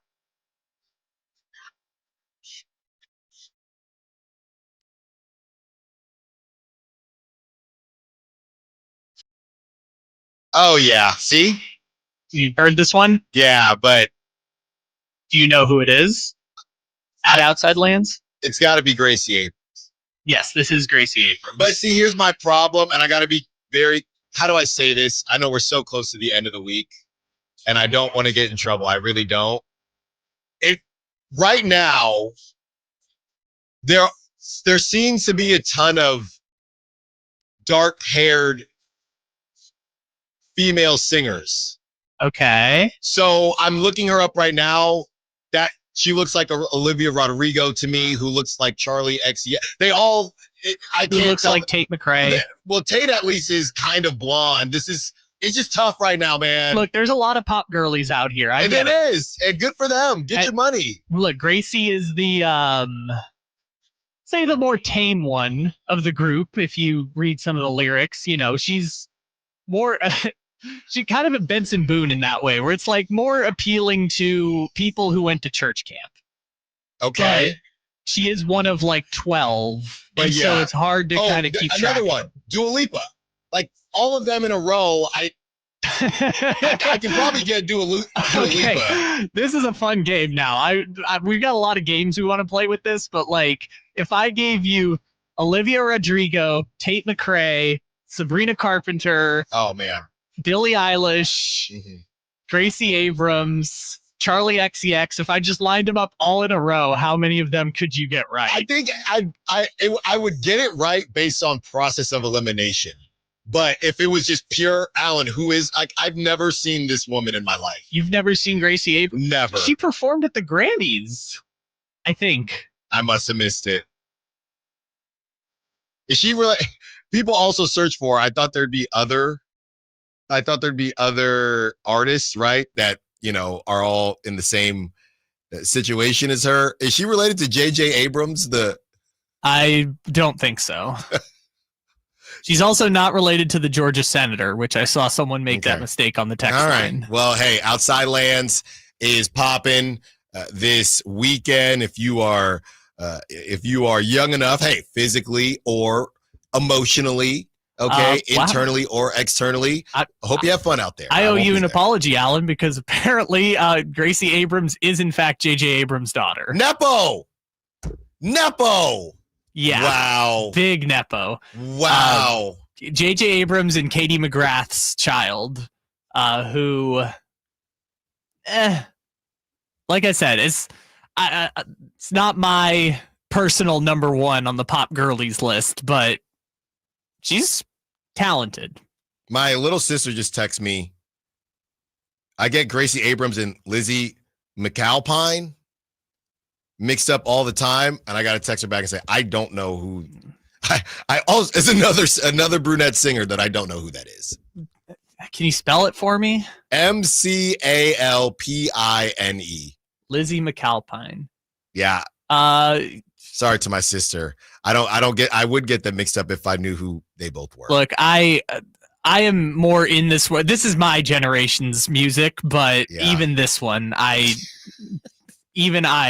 and then there's, I know some of the niche ones too. Even I have not heard Lizzie McAlpine, but guess what I'm listening to thanks to your sister today? Lizzie McAlpine, if we are even pronouncing that correctly. Greg on the chat says, you would think all you do is talk about a crappy Kings team. The A's are in sack and get no love whatsoever. So, Greg, we should talk about a crappy A's team that doesn't represent Sacramento, which we do at times. We talked about Shea Bangaliers. I just don't know when we get to the A stuff. And I feel comfortable saying this because I know I've heard other people do this, right? And I think Colin Cowherd is a bit famous for this because he'll say, hey, why don't you talk just from a national standpoint? Hey, why don't you talk hockey, right? Hey, why don't you talk this? Why don't you talk that? And there are obviously people that will come out and you have these niche situations. But we talked about this yesterday as well. But Colin Cowherd will always say there's a small group of you that will say that, right? Hey, talk hockey, talk whatever. But Colin is saying, and he's very open about it, and Colin's been doing this forever, yeah, but the ratings say otherwise. When I talk about this stuff, nobody actually cares, right? So I'm sorry, Greg, but yeah, and I'm just going to be as honest with you too, okay? With Nick Kurtz, who I love, and I probably talk about the A's more than anybody else on this station. I don't know. Whitey would beg to differ. Yeah, but I'm not talking about I'm not talking about the off-field stuff. I'm not talking about the Sacramento stuff. I'm talking about actual baseball. They are a very bad team, okay? And go check. You know what? Screw it. Go check out our YouTube, Greg. Go check out our YouTube. Go check out our A's topics versus our Kings topics. If the A's start winning, and when the A's were winning, we talked about the A's. I'm not going to talk about a bad team that doesn't represent the city. I'm just not going to do it.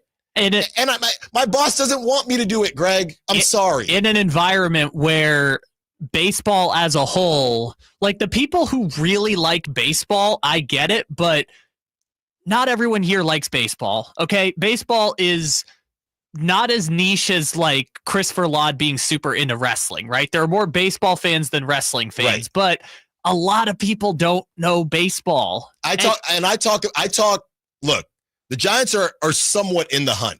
I talk baseball, I talk Giants specifically at least once a show because the Giants are still in the race, right? And somewhat, and they're making different moves, and there are Giants fans out there, and honestly, I'm a Giants fan.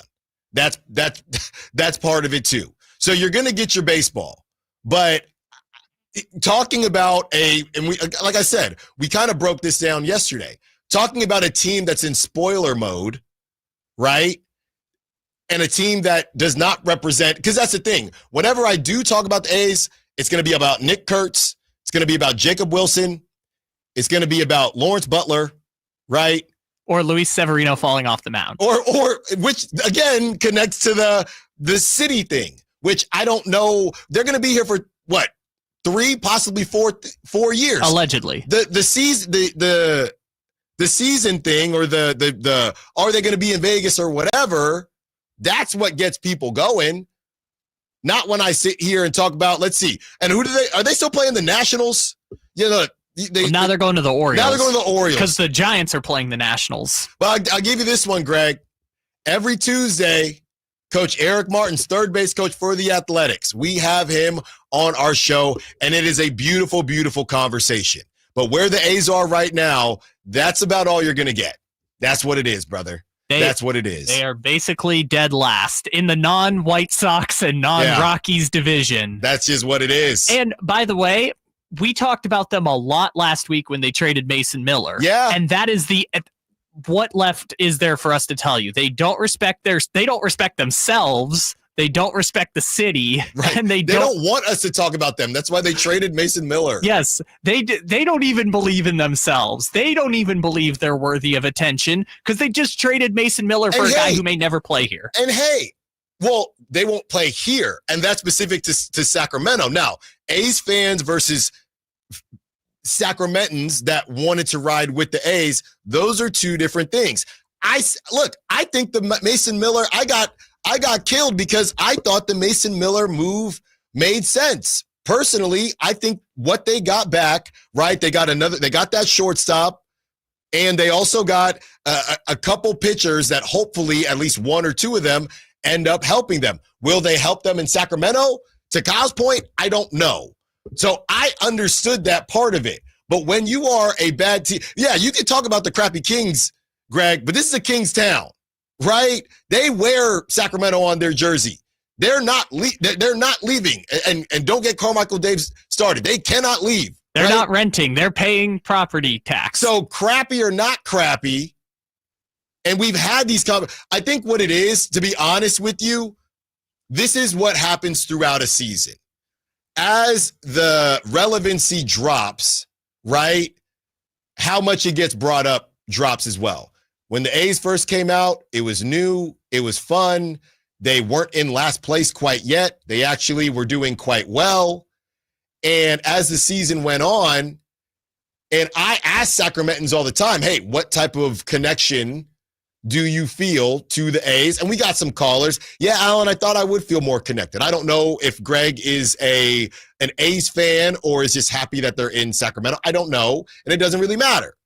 But as far as where we're at now and where this falls in our priority list, it's not going to move up until the A's prove that it should go up, or until Sacramento as a city proves it goes up by actually interacting when we talk about the A's. We give you what you're asking for, right? That's how this industry has always worked. Meet your listeners, meet your fans where they are. When the listeners want us to meet you at Sutter Health Park, which will probably happen if the A's figure it out, which I think they will, because we interviewed Jacob Wilson, last week, a couple weeks ago, and he hasn't really been. He's been injured since. When we cursed Jacob Wilson, we did not do that. He's batting 105 and been on the IL since then. But in a situation where the team isn't very good, or they're not good, and the connection to the city they haven't even attempted to build. And I said to this day they could come up with a City Connect Sacramento jersey, and that would change everything. But until then, it's not going to crawl up. The season is over for them. They're in spoiler mode. When somebody does something of note, when Nick Kurtz goes 6 for 6 with 4 home runs, and when Shea Langoliers goes 5 for 6 with 3 home runs, we've been talking about it. We're probably, like I said, you could argue about the drive guys, and specifically Whitey Gleason, but we're the ones that do talk about it. And I know the morning show, they've had players on for a good portion of this season. But you look at the pie chart, brother, they're not getting a big piece of the pie. You got to earn it. You have to earn it. That's just what it is. And if the Giants keep losing, their pie gets smaller as well. And the Niners' pie will start to grow as we go into the Niners season. Last season, their pie was not as big as it was the first season we had them on the station when they went to the Super Bowl. It's easy math. When we return, speaking of the Kings, do the Kings need to be more transparent to their fan base? Allen Stiles, Sacktown Sports. Allen Stiles here with your Sacktown Sports injury update, brought to you by DTLA Law Group. Jacob Wilson, out with that left forearm fracture, was placed on the IL with an injury dating back to his hit by pitch. His expected return is before the end of the season. Max Muncy, out with a right hand fracture, has begun taking ground balls and throwing, but has been unable to swing a bat. He is moving in the right direction, per his manager, Mark Kotze. That was your Sacktown Sports injury update, brought to you by DTLA Law Group. Hey, I'm Allen Stiles. Injured at work? Call downtown. DTLA Law Group, California's leading injury law firm. With over 40 lawyers throughout California, they have won over $500 million in settlements. DTLA Law Group will get you compensation for your work injury. You don't pay unless they win. That's right. You pay zero up front. Call downtown. Text injury help to 40222. That's injury help to 40222. Visit them at calldowntown.com. Text charges may apply. Mark your calendars for a stacked lineup of live shows. It all starts August 23rd with Gypsy Kings at Hard Rock Live Sacramento and Super Soul Fest featuring Jeffrey Osborne at Thunder Valley. Then get ready to laugh with Weird Al Yankovic at the Lake Tahoe Amphitheater at Caesars Republic on August 24th and comedian Taylor Tomlinson at Thunder Valley on August 29th. Flashback to the ultimate throwback but lost 80s rewind at Thunder Valley on August 31st. And Fight Night fans, don't miss Thunder Showdown Boxing on September 6th, also at Thunder Valley. Country star Darius Rucker takes the stage at the Lake Tahoe Amphitheater at Caesars Republic on September 13th, followed by comedian legend Eddie Griffin on September 19th, and Classic Rockers 38 Special on September 21st, both at Hard Rock Live Sacramento. Then it's Keith Sweat at Hard Rock Live Sacramento October 5th. And country fans, see David Nail live at Goldfield Roseville October 9th. Get your tickets now and find more info at sacktownsports.com. Get in on the action at Sky River Casino. With over 80 table games, the hottest slot machines, and a thrilling high-limit room, you'll enjoy a casino experience on a whole new level. Just minutes from Sacramento, right off Highway 99 in Elk Grove. Join in the fun. Sky's the limit at Sky River Casino. Visit skyriver.com today. Gambling problem? Call 1-800-GAMBLER. Carmichael Dave here for my friends at American Energy Heating and Air. Yes, I always tell you they are a family-owned operation, been in business since 81, A-plus Better Business Bureau, but it is hot. We are in those Sacramento hot months. I want to focus on them being your second opinion partner. What does that mean? Maybe you've got somebody you're working with or you've worked with in the past in the HVAC world. Guess what? They want to give you a second opinion. How much does it cost? Nothing. You call them up and say, hey, can I get a second opinion on this deal? They come out and they either say, wow, that's a great deal, you should feel better about that. Or they say, we can beat that price. And usually they're going to beat it by a lot. Guess what? You just saved money and it didn't cost you anything to find out. It's a no-lose situation. Go with a trusted company. American Energy, 916-520-9990. That's 916-520-9990 or AmericanEnergyAir.com. Jingle singers, take it away. Call 916-520-9990 now. Save $10,500 off MSRP. Every Silverado half-ton 5.3 at Elk Grove Chevy. And Elk Grove Chevy has one of the largest selections in the area. Now that's big, huge. See them all at MadeAChevy.com. Together, let's drive. See dealer details. Excludes word trust and ZR2.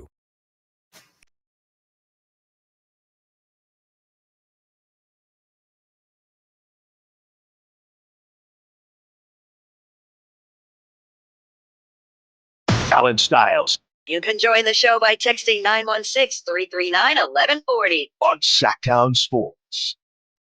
And just a gentle reminder, as we're talking baseball here, used to be home of the A's affiliate. An A's affiliate, the place you can find A's baseball sometimes.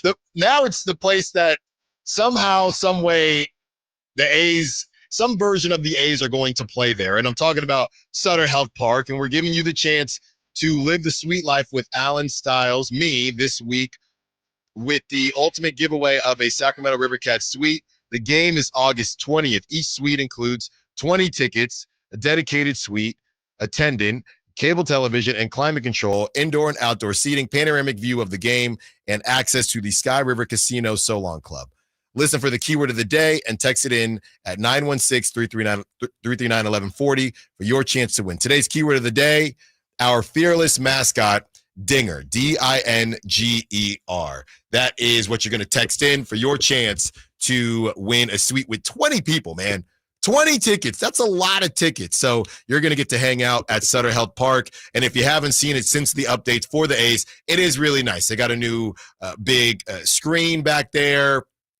Kind of the video board. They got that back there. It is a cool experience. It's unique. So this is a good opportunity for you to see it via the lens of the River Cats, and maybe it'll encourage you to get out there for the A's. And this is what we're going to do. And the phone lines are always open, but 916-339-1140, as always. Text in, call in, give me a take on the A's. Don't just complain that we're not talking about them. Give me a take on the A's, and we'll discuss. Right? It's 12:45 on a Friday. You want to talk A's? Give me an actual take. Our text line, our call line, when we talk Kings, we get takes that we play off of, right? So I will be fair about this. You want to talk A's? Don't say, Allen, why aren't you talking A's? Just give me a topic. Also, and we'll talk. Speaking of our text line, multiple people just texted in Stinger instead of Dinger. Yeah, did I sound like I spelled it out? It's Dinger. Oh, maybe because I said it's. Dinger. D-I-N-G-E-R, not Stinger. Dinger. I think people are just trolling. It's like 3 people. I don't think there must have been some mistake. There's no way 3 people. Someone said finger. It's Dinger. We will not count it if you don't spell it correctly. Stop messing around. D-I-N-G-E-R. Now someone said zinger. Zinger. Stop it. It's Dinger. Oh, we have a Kyle. Go check out that call. It might be it's gone. Might be an actual A's call. We got some text coming in, and see, I'm a show of the people. I keep trying to tell y'all that. No, the first text, would the River Cats beat the A's? No. Come on. No. And who's the home team in that game, by the way? A's versus River Cats. Who's the home team? The River Cats better be the home team in that situation. But no, come on now. And I'll take it from somebody that watches a lot of AAA baseball. The A's are beating down the River Cats. I'll give the River Cats 3 games because it's baseball. I'll give the River Cats 3 games, and I really only want to give them 2. Okay, in the defense of the River Kitties, I will say JP Sears just got sent down by the Padres to AAA, and he was the best pitcher on the A's. That's fair. So they might be fielding a minor league pitching staff. I'll give them 3 games. The A's win 7 out of those 10 games. Yeah, the A's best reliever right now is Sean Newcomb, who was in AAA earlier this year. So there is a chance that the pitching staff is minor league for the A's. Now, winger, swinger, you guys are funny. There's one that it's a fun Friday. That's what we're doing. 916, you know who you are. There's one that I can't say that was pretty funny. I'm not even going to read it. Or read it in my mind. I don't know if I can or can't. It's just I'm don't. Nervous. We're so close. 916. I'm sad the A's are looking possibly decent next season, and we still don't have Sacramento on the jerseys properly. See, this is where it always goes here, and I don't disagree with you. 916. Look, the A's have been fun. I've gotten to watch a great number of these games thanks to our press credentials that very few people at the station wanted, but. Why do you think they're going to look better next year? They just traded Mason Miller for players who aren't going to be on the team. Yeah, I thought where they were going to go with that was that's because we all love the long ball. The A's are actually the only team in Major League Baseball with at least 4 players with 20 home runs. Did you know that? Yeah, they got a top 10 lineup in baseball, and not only the worst pitching staff in baseball. It got worse because they just traded their best pitchers. Hey, they'll go out and get somebody. You know, it's beautiful in Sacramento this time of year. 916-339-1140. Let's get to Joe. Wants to talk some A's. What's up, Joe? What you got for us? Yeah, I mean, I guess for me, the hard part with the A's is exactly what you guys are talking about. They're just not going to be around, and so it's hard to get behind a team when you know they're not going to be here. And a lot of the narrative that you hear is that they don't want to be here. So it's hard as a Sacramento person and a fan to get behind them fully and go. I've gone to a couple games. It's fun. I've had a great time, but it's hard to be passionate about them when you know it's a temporary spot and they don't seem to care to be here. So Joe, if I still have you on the line, so you've gone to games, but you're basically saying, hey, I'll go to games and have fun, but is it more from the perspective, and obviously you're listening to the show and thank you for listening, hey, when I go to games, it's a cool experience to see Major League Baseball, but I don't need my local radio breaking down what the A's are doing because I don't really have a connection to them.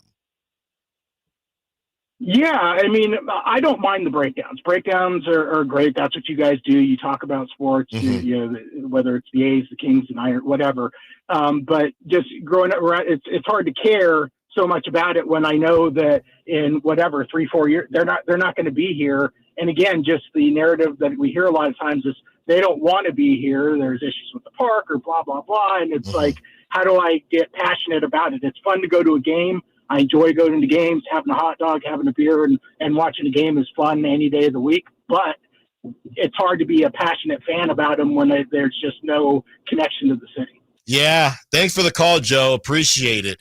At 916-339-1140, let's just call it an A's update, right? How are you feeling about the A's now? It's been a couple days, and Kyle called me out on it during the break. It's been a couple days here when we've seen, look, we get it. The Kaminga stuff has cooled off a bit, and just as far as the offseason is concerned, kind of feels like we're tying a bow on some of the Kings' moves, at least for now. We don't know what's going to happen. So some people have hopped in and said, hey, what's up with the A's? I think the problem is if the A's were were just competitive at all, right? It would be an easy layup, if you will, or I should say an easy fly ball, if you will, to have to have more conversations about them, but they're just not relevant. They're just not relevant. And those that are hopping in saying, you say you don't talk about bad teams, but you talk about the Kings. Well, number one, I think you're being a little bit facetious and sarcastic, but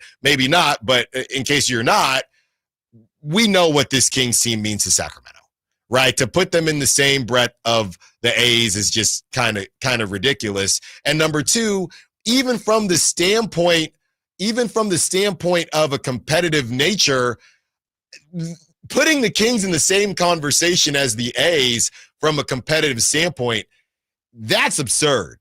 I mean, the A's have been really, really bad.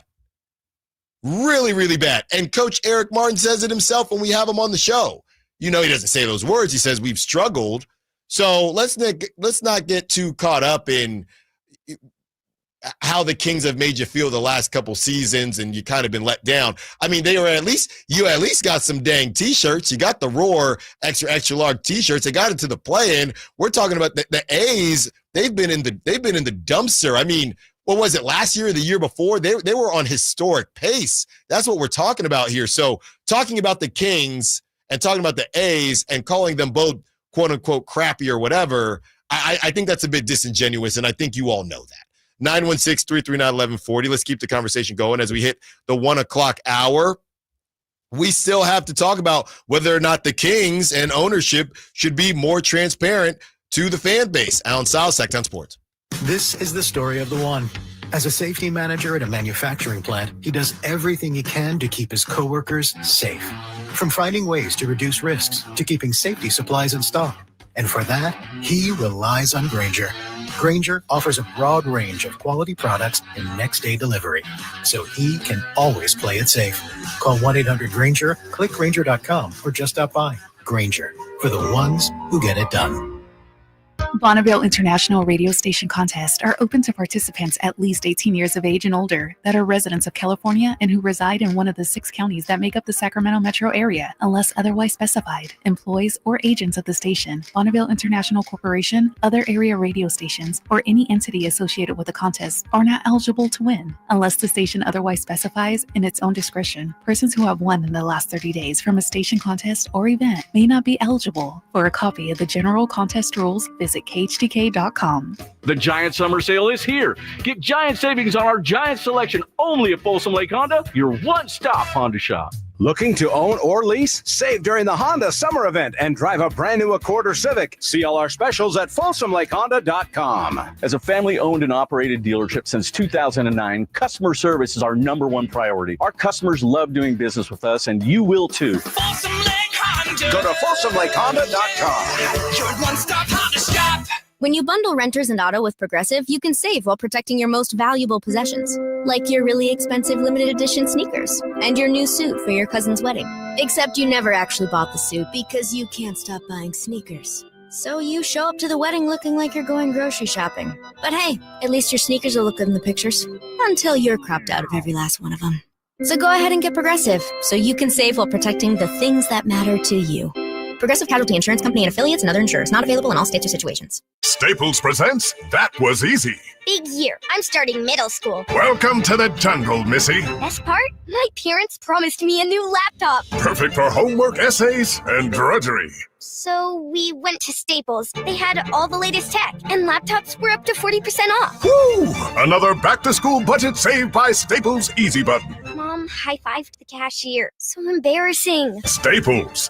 That was easy. In-store, online, and on the app. NZ23 select models only. The Hagen Oaks Cutting Edge Putter Fitting Studio offers you more technology, more choices, and more service. Hagen Oaks wants to be your go-to total golf game fitter. With $30,000 worth of state-of-the-art technology ready for your fitting, Hagen Oaks will help you make your best putting stroke while finding the best putter design, shape, hosel, length, and loft for your game. Schedule your fitting at the Hagen Oaks Player Performance Studio by calling 916-808-2531. That's 808-2531 for more.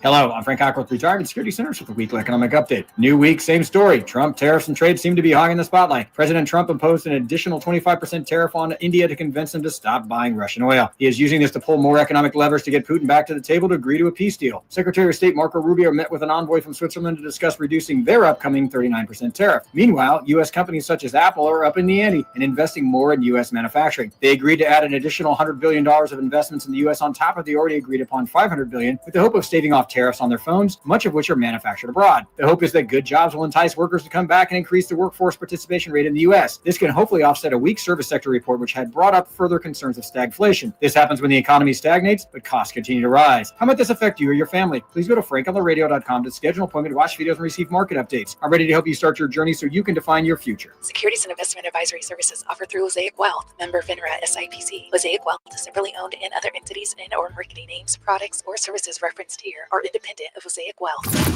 KHD1 Sacramento, KYMX HD3 Sacramento. Your flagship station for the Beam Team. From the Power Business Technology Toshiba Studios. This is Sacktown Sports 1140.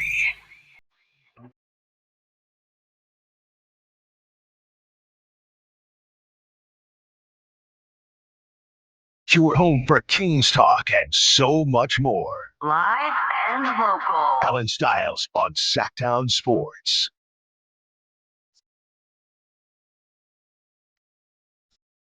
Couple people chiming in. I was talking to Corey on the chat. A's were really bad for a month. Other than that, they've been competitive. I said, yeah. You know, that's just kind of still where they're at in the standings. They're also 14th place in the American League. But Corey went on to say, for sure, based on how competitive and young they are, you can say they'll be better next year, and their young pitchers have been pitching well. I agree, Corey. By the way, freezing cold take, let's not bury the lead here. The freezing cold take of it all was me saying that the A's would win how many games? Over 74. No. No, you said 81. I did not say the A's would win 81. I said no. What were they set at? It was 74 and a half. I don't know if it was that high. Yes, it was set at 74. Well, whatever I said that they were going to go over. I don't know if it was 74, but I'm pretty sure it was 74.5. Okay. The 916 says, I wouldn't say the A's are, I think they mean to say a bad team. They said not a bad team. I would say the A's are not a bad team. The A's had a bad stretch this year when they lost 20 of 21 games. They started 22-20, and after the bad stretch, they are 28-26. Many teams would have folded. This shows resilience. Yeah, I hear you on that, 916. Another 916. Can you guys also confirm to me whether or not you were fans of the A's prior to the move? That's just me being curious. 916 says, I like watching the A's. Any game, they are competitive, and playing in West Sac is what brought me here. This person is telling me. Playing in West Sac is what brought me into baseball at all. What a beautiful park, unique in the league, but that shouldn't be a bad thing. I'm going to keep enjoying it while it lasts. That might be the text of the day. That's the text of the day, 916. That's how everybody should have been approaching it. I know it can't be that simple for everyone, but that's how everyone should be approaching it. And thank you again for all the calls and texts that we're getting. I really do appreciate it. And look, y'all are not gonna have to convince me to talk more baseball. Now, my boss might have something to say about that, because in previous jobs, they've said, Allen, you're talking too much baseball, even if it was the Giants. But yeah, it's just tough when I do think majority of who we've interacted with, they do feel like Joe, the caller, where, hey, the A's are cool, but I don't necessarily, I'm not missing it, right? I don't mind the breakdown. I'm also not missing it. If we were to go A's for a week, people would say, why aren't you talking Kings? Because the Kings are king, no pun intended, in this city. But look, y'all, I asked for this, and y'all have come correct. So I appreciate that. People want to say their piece about the A's, which honestly, a lot of this too is conversation. Like Joe is talking about them being here at all, and people talking about, could you get a playoff game in Sacramento? And I think my point has always been, people want to talk about the A's, but it's more so everyone has an opinion on whether they should be here at all or not, what the experience at Sutter Health Park is, the relocation stuff. Everyone's got an opinion on that because everyone can relate to them just being in Sacramento and down the street. But not everyone is taking the time to A, go to a game, B, learn more about the players on the team, or C, been given much of a reason to, because as we've outlined, they are 15 games below 500, have been 15 games below 500 for 3 months. Yeah. And oh, by the way, just traded one of the 4 players that was actually worth a damn on that team. And look, number one, I told y'all from Jump Street, I was not going to talk a ton about the drama outside of the A's. If I was going to talk A's, there's a place and time for it, right? When the Severino stuff happened, when you get kicked out of a game and you got to walk all the way there, when people are complaining about the mound, when that type of stuff came up, and obviously when in Vegas they moved some dirt around, right? They had the presentation when they moved some dirt around, that type of stuff, and they called it what is it? They were groundbreaking, but they moved some dirt around. With the rented trucks. Yes, obviously we're going to talk about that type of stuff, the big stuff. But I did not want to I always said if I was going to talk A's, I wanted to talk baseball, because that's what I feel like, that's where we should go, right? And I did pride myself at the time on being able to do that. Once the A's lost those 20 out of 21 games, it made it tough.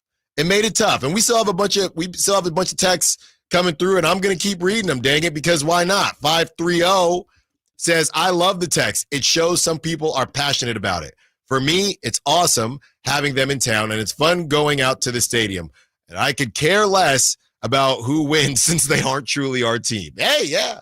I mean, that's kind of my thought. Like, I see a texter on here that says, I'm not giving Fisher money, so I'll only take the free tickets. Okay. And that's kind of been my philosophy. Like, I gave them money for the Padres series. I think we went to the Juneteenth game with me and a bunch of friends. But, like, other than that, I'm getting in thanks to the privilege of being a media member and getting to live close enough to the stadium, and it's been fun. Lord knows I don't care if the A's win or lose. Jesus, I've told you I don't root for teams that disrespect you, and certainly the A's are at the top of that list. So Lord knows I don't care if they win or lose, but the experience has gotten me into baseball in a way that I haven't been in years, just because it's down the street and it gives me a reason to do something for a couple hours on a Wednesday night or something like that. That part's been cool, even if the baseball itself has been, let's say, subpar. Well, and they've had crazy, look, you know, a name that we haven't even brought up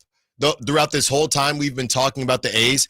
How about Denzel Clark? The A's are actually pretty fascinating. And I'm kind of contradicting myself look, there's two Allens, okay? There's what Allen would talk about, and there's what Allen should talk about. And sometimes they meet each other. Sometimes they're pretty close together. Venn diagram. Yes. Sometimes they're completely separate. It's just whatever's going on in my mind. But I didn't even mention Denzel Clark.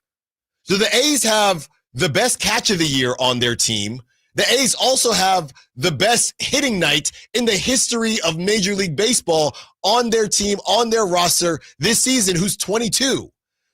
The most confusing season in a ballpark that's a minor league ballpark while they get ready to leave for Vegas. It is extremely fascinating. Yes. It really is. Oh, it certainly is. And while you just said that 20-second line, 4 people just left our YouTube and turned off their radio because it's so hard to get invested in these storylines, because that's all this is, right? It's storylines, right? Mm-hmm. People give their time, energy, attention to things that don't matter, but the storylines are what captivate you, and great storytelling, which we have the opportunity to do, can get people excited about this. And it's really hard to do good storytelling around Denzel Clark, Tyler Soderstrom, Kurtz and Jacob Wilson and Luis Urias. My favorite part of one of my favorite parts of the whole week was Coach Eric Martins talking about Miguel Andujar and the relationship that he built with him and him relearning third base and going through that process. Amazing story. Grateful that we get to know about that, but there's only but so much ground we can cover with this team. I'll close it with this, right? And somebody's asking, do you think the A's will ever be relevant again under Fisher? I do. I don't know that it will happen. I don't know that it will happen while they're in Sacramento, but based on how well they've drafted, right? And some of that is luck, but how well they've drafted, it would be really hard to mess up based on what we've seen from Denzel Clark. They have Lawrence Butler locked up, Brent Rooker locked up, Nick Kurtz, obviously Jacob Wilson. Based on their core, that would be the most Fisher thing. It would be honestly impressive even for him to mess up this core. Now, I don't know if they'll figure it out before they leave Sacramento, but I do think that they will be relevant. I just don't know if they'll still be in Sacramento. 209, bring it up, going to see Major League Baseball with their son. You know I love that. Got to appreciate that. I'll close it with this. These things take time, right? And I'm asking you, the listener, that I'm not going to say it's on you as much as it's on me. We have to kind of power off of each other. And this stuff takes time, right? After they've kind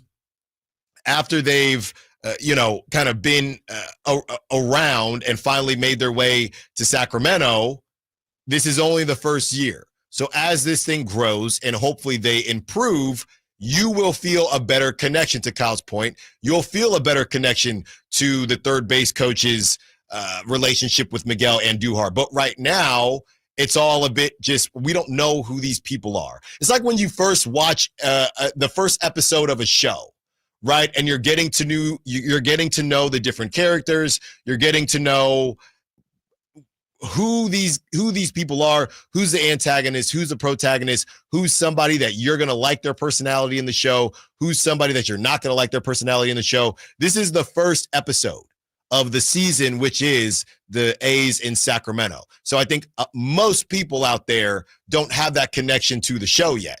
Now, they haven't had a very good, premiere to the show, but they have had some bright spots. Like I talked about with Nick Kurtz, Denzel Clark, Jacob Wilson. They had their first starting all-star starter since 2014. So there have been some really high highs, but again, I think the connection is going to take time, as it does in a lot of other things. So great conversation, 916-339-1140, and we can keep it going as well. But I know there are also a ton of people listening, waiting for this subject that we have kind of teased throughout the last couple segments here. And shout out to Greg for getting this convo started on the chat. But yeah, so the Timberwolves yesterday, they put out a survey. Okay, the Timberwolves put out a fan feedback survey. I clicked through it, but I don't, not that you have to live in Minnesota, but just kind of felt weird doing it. I got through the first couple clicks and I thought, I don't need to do this. I started reading through what people were saying about it, and just to double check. And A-Rod tweeted about it as well. And it's mostly, they're not asking about, should we have traded Nas? They're not asking about that stuff. It's just other things within the organization. But it got me thinking as far as, that part of the organization and what you like about Doko, what you like about Golden One, things like that. And obviously the more fan-focused stuff. But even besides the fan-focused stuff, do the Kings need to be more transparent with the fan base about their plans, right? Because going back to Sam Amick's article from late June, this is what he had to say about Zach LaVine.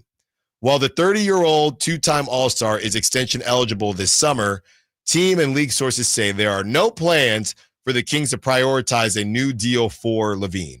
If they're going to pay that sort of freight, it's quite clear it will be for a younger player who can be a long-term part of their picture.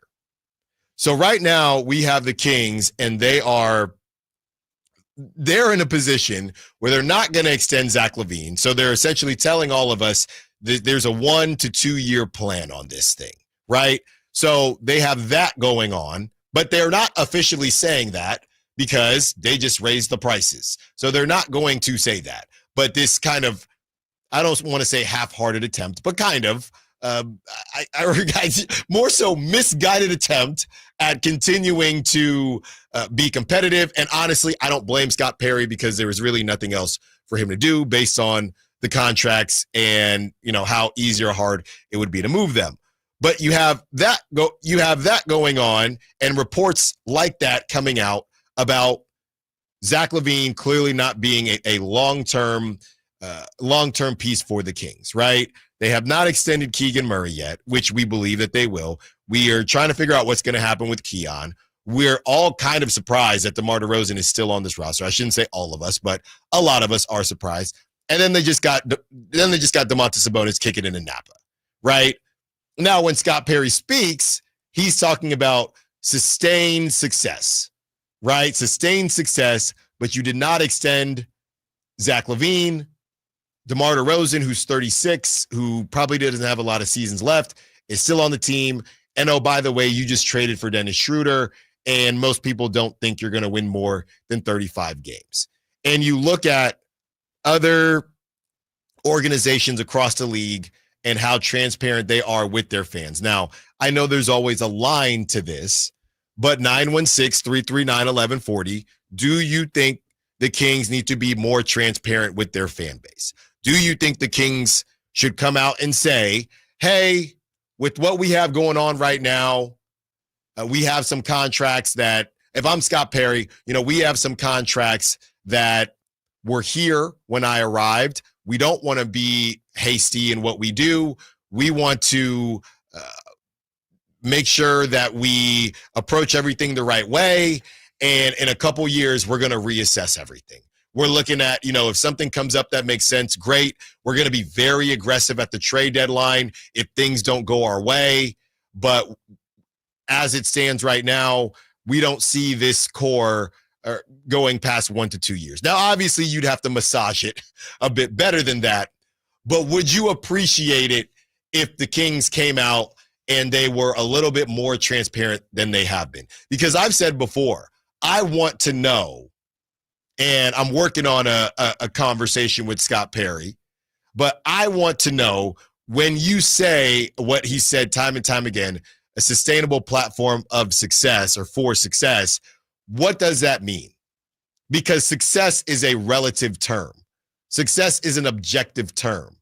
Technically, Mike Brown, Monty McNair, and Wes Wilcox in the crew, they did build a sustainable platform of success based on the last 20 years. They went to the playoffs, and now I know the play-in wasn't around for a lot of those 20 years, but we looked it up.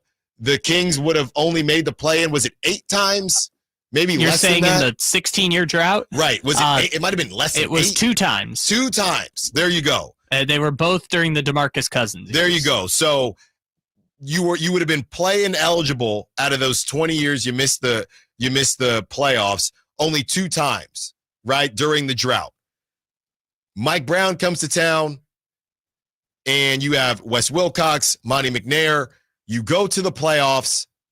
Then you go to the play-in and the play-in twice, and they all got canned. You can make the argument that that was a sustainable platform of success, relatively speaking. So let's get right down to it.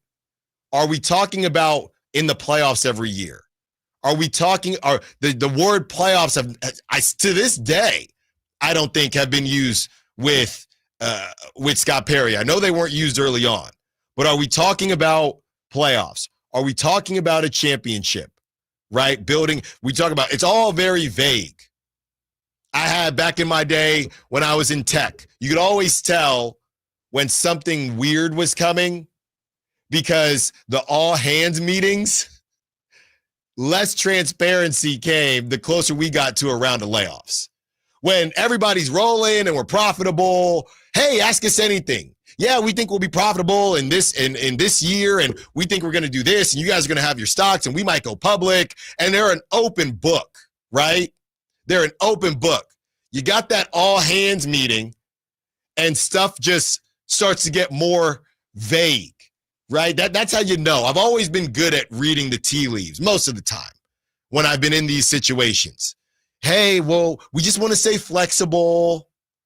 Anything can happen in this industry, right? We're not anticipating anything happen, but we're prepared for anything.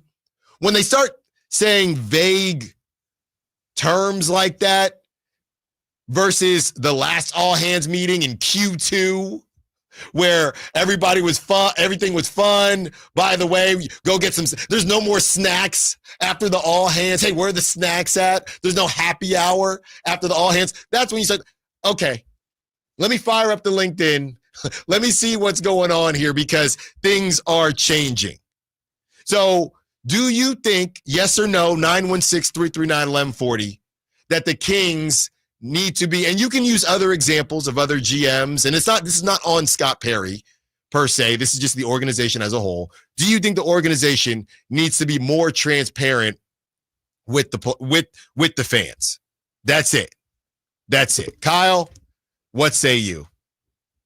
I mean, transparency is always good. It's just there's no structures in place for the NBA to hold their leadership accountable because they're ultimately a bunch of multi-billionaires who don't want to be held accountable for their decision making. And so why would they set up a structure in which they were to be made accountable? It's kind of the idea of, and not to bring it to another sport that people are going to start turning off the radio for, but it's like how relegation works in European soccer. Lord. And it just forces the people in charge to be relevant because your money is tied to it, right? Like, the NBA has set up a structure where not only is losing not a financial crusher for you with things like revenue sharing, salary caps, no relegation, it's actually encouraged in the sport like the NBA, where it is your best chance to get back to relevancy is to be bad. And I like the idea of just transparency as a whole with these organizations because just as a general principle, I think if you're investing time, energy, money and your attention span essentially right. into essentially a corporation, there should be a level of transparency as to what your dollars and time and energy are supporting. And I get it, it's professional sports. It's not like they're out here doing really, really bad things like some other companies that we're probably giving our money to. But levels of transparency in any industry would be so much better for the people who are consuming it, but not necessarily better for the people in charge. Because, as you've mentioned, you can go 18 years without making the playoffs, and there's no real accountability system that really forces you to look in the mirror and have to make change. Yeah, I think the other thing is that I just want to make sure is clear is that I've also been the guy that I would always get annoyed in meetings to the point of, and I see some text coming through, no GMs are actually, 916 says, I don't think the Kings need to come out like that. Gives off a big excuses vibe. Perry has been forthcoming when he does speak. We know what he wants to do. I kind of disagree. We know he wants to build a culture of a defensive type of team. I think the only thing I would say is that we know what he wants to do, but we're all just kind of sweeping under the rug the fact that he can't do it until he moves pieces that he did not bring in. Well, but the DeMar DeRozan thing has kind of thrown me for a loop, as it's essentially been thrown around that the Kings didn't really shop DeMar DeRozan as much as we all thought they would because they wanted to keep him on the team. So that's what kind of has thrown me for a loop as far as what Scott Perry's timeline is to actually do something and be relevant, because that's not what they're doing this season. Yeah, and to that texter's point about, like, you know, he's been forthcoming and we don't need blah, blah, blah. Like, we don't really know, right? We may feel like we know Scott Perry from a few interviews, but we really don't know. And what we do know is that just 6 months ago, this organization fired their unanimous coach of the year, refused to hold a press conference, which, regardless of whether you think it was right or wrong, I know that's, you know, bores some people, but like, it is certainly not accountable for your decision, right? And we can all agree there is a lack of accountability when you do not hold a press conference following a major transaction, right, like that. And there's talk about Monty McNair didn't want to do it, and whatever. We haven't heard from the CEO of the organization in multiple years, right? So there's just this level of, is it accountability? I don't know about now, but it certainly wasn't recently. So that benefit of the doubt kind of goes out the window. Yeah. 916-339-1140. We're going to get to the other side. Eurobasket is kicking off right now. Could what happens in Eurobasket affect anything on the trade market, as one player went off and he might be somebody that the Kings could use? Allen Stiles, Sacktown Sports.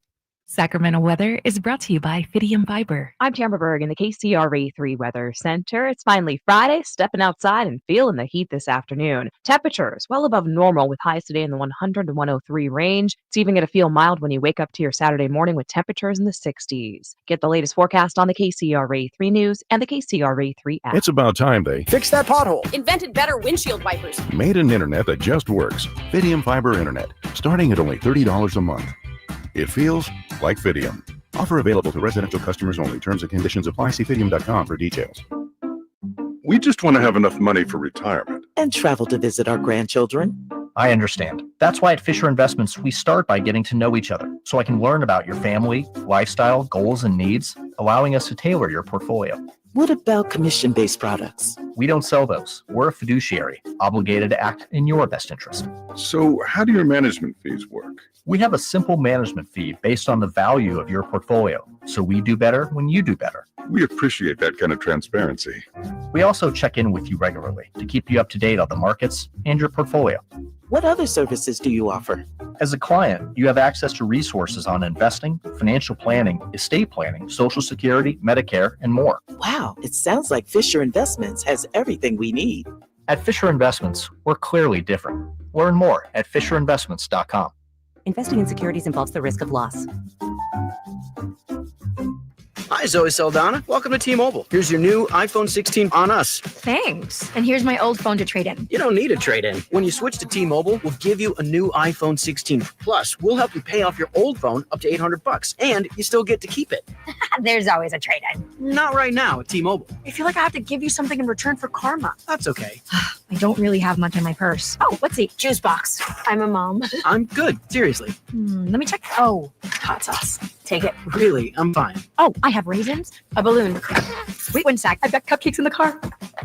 Switch to T-Mobile. Get a new iPhone 16 with Apple Intelligence on us. No trade-in needed. We'll even pay off your phone up to $800. With 24 monthly bill credits, new line, $100 per month on Experience Beyond. Finance agreement $829.99 and qualifying order. For well qualified plus tax and $10 connection charge. Pay out via virtual prepaid card. Allow 15 days. Credits end and balance due if you pay off early or cancel. See T-Mobile.com. Sacramento River Cats baseball is where future San Francisco Giants are grown. Join us on Friday, August 22nd at Sutter Health Park for a special night celebrating the next generation of Giant stars. The first 2,500 fans through the gates score a free Giants Grown Here t-shirt, only available at this game. Don't miss your chance to rep Sacramento pride and see the Giant stars of tomorrow. Pick up your Giants Grown Here t-shirt on Friday, August 22nd. Get your tickets today at rivercats.com. Are you thinking about buying a new car? Well, maybe you're on the fence. Let me help you out. Kyle Draper here from Mercedes-Benz of Stockton. From the first time I stepped into the MP of Stockton showroom, I knew I made the right choice. I settled on the all-electric EQS SUV. It's comfortable, stylish, and most importantly, it's safe. Mercedes-Benz has the reputation of making the finest cars in the world. Now it's your turn to experience what I already know. Mercedes-Benz of Stockton is the best car buying experience you'll ever have. It's just a short drive down I-5 or anytime at mbfstockton.com. Get ready for a night out with Jordan Davis. It's Country in the Park 2, Saturday, September 13th at Cal Expo. Along with special guests Mitchell Tenpenny, Locash, Vincent Mason, and Averyana. Make it a family day out with food trucks, games, dancing, and more. Saturday, September 13th at Cal Expo with Les Schwab Tire Centers and Bare Bones Workwear. Tickets at CITPFest.com. With 25 award-winning years in Northern California, Ashton & Price is your local injury law firm. Pro attorney tip: if a firm presents as local but they're in LA, red flag. If your first consultation is not with a lawyer, big red flag. At Ashton & Price, your first consult is with a local attorney, and if serious injury prevents travel, a lawyer will come to you. Still not enough? George Washington's my uncle. At Ashton & Price, no red flags, just red, white, and blue. Remember, for the best advice, don't think twice. Call Ashton & Price.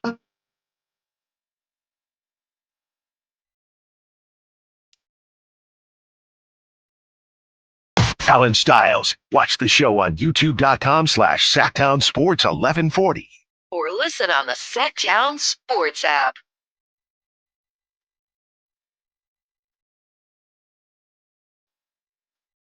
Gracie? Look at you. You're learning. I'm just guessing. Yeah, we are a couple minutes away, 10 minutes away from having some fun here to finish out this Friday, because apparently Whitey and Draper at a golf course. They're always at a golf course. Yeah, they're at a golf course. They don't let me out of here, man. I had to,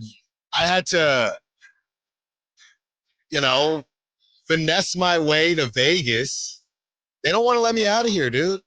Well, you get to do cool things sometimes, like Senior Segway, a River Cats. Well, I already got to be there. I'm just saying, a River Cats giveaway at a suite. I mean, you get cool things. I'm at Sutter Health Park all the time. So they only let you out of here to go to Sutter Health Park. Yeah. I'm here, home, or Sutter Health Park.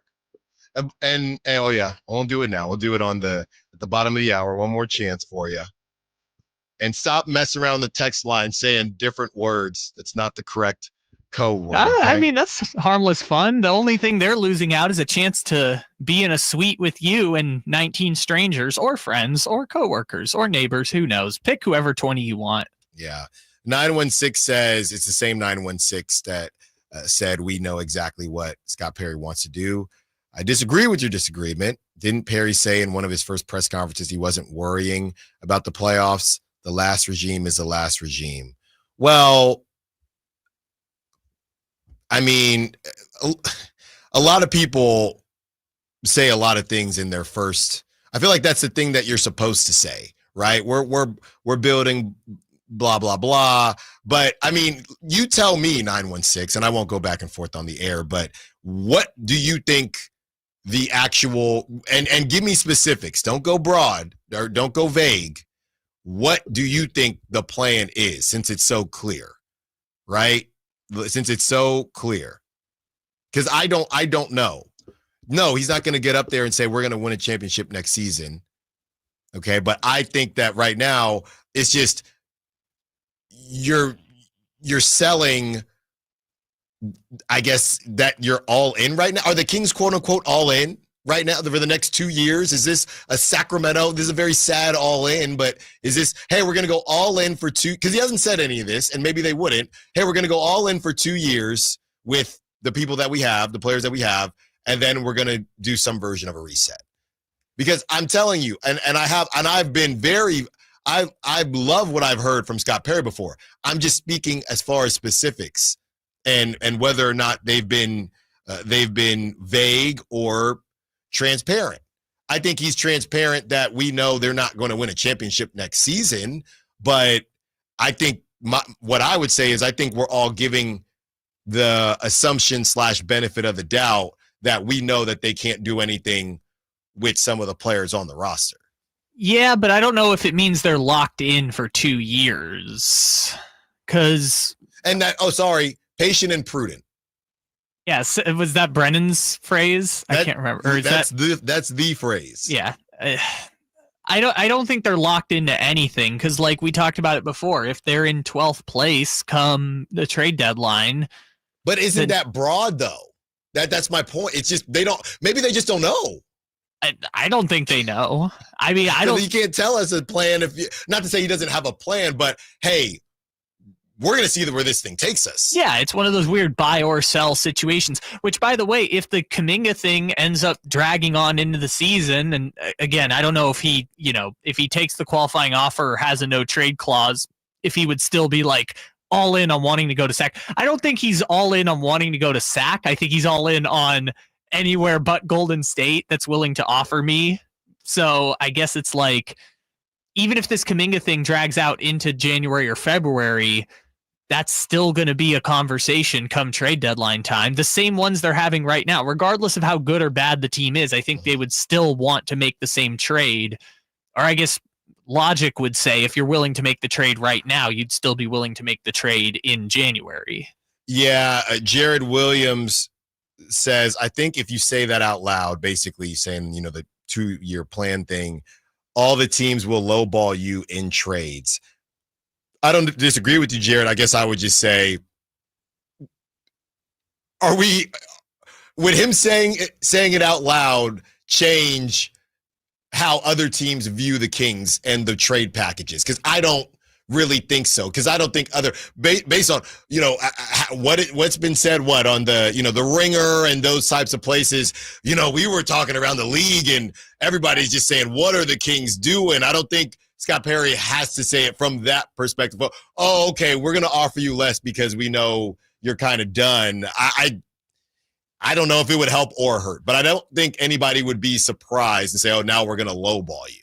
I think counterpoint, though, would be like, we talked about this when we were getting close to the playoffs and we were like, will a play-in change whether they sell or do whatever? I was like, you should have a plan, but have the existential flexibility to pivot, right? Like if someone comes in and says, we'll take Zach LaVine and you can have 2 first-round picks or you can have this young player, then yes, you should probably make that trade. If someone comes in and offers you the Rudy Gobert package for Damonte Sabonis, then yeah, you should probably have the flexibility to then pivot if you feel like this is the best direction for you to go. I think there should not be a like, this is where we're going for the next 2 years and we are just hard pressed and this is the direction we're going. There should be some flexibility to it. As far as the as far as the player that I mentioned that was balling out, so that there's a Eurobasket kind of tournament going on and an Afro basket. I've seen conflicting reports on Jonathan Kuminga. Last I heard, he's not playing. I don't think he's playing. I know he was out there, but I don't think he's playing. But Lauri Markkanen is playing in Eurobasket, and it's one of those things. Obviously, it's not the same as it's nowhere near the same as Summer League. But is this a situation where, look, he went off today against Belgium, 48 points, 9 rebounds, 7 triples, 3 steals. Nobody has paid attention to Lauri Markkanen in a while. Is this? Am I reaching here? Is this a situation where, hey, Lauri Markkanen is still good at basketball, and GMs just could this dig up any types of rumors, Eurobasket or Afrobasket? Is what I'm asking. Let me just check real quick. Is Lauri Markkanen still making 4 years and $200 million? Yes. Then no, Yes. That will not be bringing up any trades for him by any team anytime soon. Do you have the box score up there, by the way, of that game? Or No, you just have I just have his stats. 'Cause I'm like, I don't really know any other Finnish basketball player. For those who don't know, Lauri Markkanen's from Finland. Like, who else is on this team with him? Like, is it just a bunch of guys we've never heard of? And then they're running the Bel Air offense of just give it to Lauri Markkanen and go? Because they have like one NBA All-Star, and I feel like nobody else who's in the NBA. Yeah, and that's how, a good bit of these teams are. I did tease this early on in the show. The Giants have maybe made a grave mistake when it comes to, as we talk more A's today than Giants, but the Giants may have made a grave mistake as it comes to James Tibbs III, their 2024 13th overall pick in the MLB draft. And it wasn't really their fault. They couldn't have seen this coming, but essentially the Giants in the Rafael Devers trade, they traded James Tibbs III to the Boston Red Sox. Okay, no harm, no foul. The problem is James Tibbs, from another trade prior to the trade deadline, James Tibbs III is now on the Los Angeles Dodgers. He's in Double-A, and he's mashing.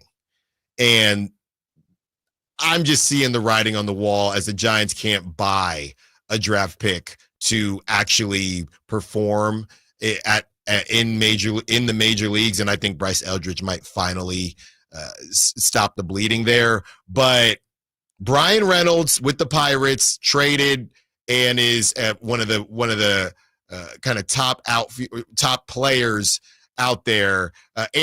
Adam Duvall went on to have an 11-year career and was an all-star and won a World Series. What was he the Samardzija trade? Mike Leake. Mike Leake, that's right. Good old Mike Leake. So will James Tibbs III be the next installment of a player that never even really got a chance with the Giants? And if you get traded from the Giants before you make it to the big leagues, I know Adam Duvall played 1 year with the Giants, you're probably going to ball out. So I'm afraid, Kyle. I know we have and I'm going to say, here's the only thing I'm not afraid of, right? I'm not afraid. I'm not afraid to the Eminem song. Here's the only thing I'm not afraid of. Being with the River Cats and seeing the Oklahoma City Dodgers, their AAA team, Outman, who I believe did he get traded? Yeah, I think he's on the Twins now. Outman was in AAA because the Dodgers farm system is ridiculous. The only hope I have, and I would feel bad for him because he's been traded twice in 46 days, that James Tibbs probably gets traded again. You're saying the Dodgers just don't make room for him? There's just no room for him because they're the Dodgers, and they end up moving him for whatever they need at that moment, and he can go to the major leagues and have a great career, just not in the Dodger blue. Hey, it works out great for different people. I think that Stowers guy or Stowers for the Marlins got traded last year at the deadline, and now he's awesome. So who knows? Maybe it'll work out. Does it make you feel a little bit better, though, at least that this time you got Rafael Devers, right? Like, yes. At least it's not for Mike Leake or half a season of Andrew McCutchen. At least, like, even if he ends up becoming the starting right fielder for the Dodgers and you get to be infuriated for a decade at the fact that the Giants can't find a right fielder and this guy starts for the Dodgers, does it make you feel better at least that it was for Rafael Devers? The Brian Reynolds thing is crazy because he is on a bad team. I know we read an article a couple months ago that there wasn't bad blood, but he,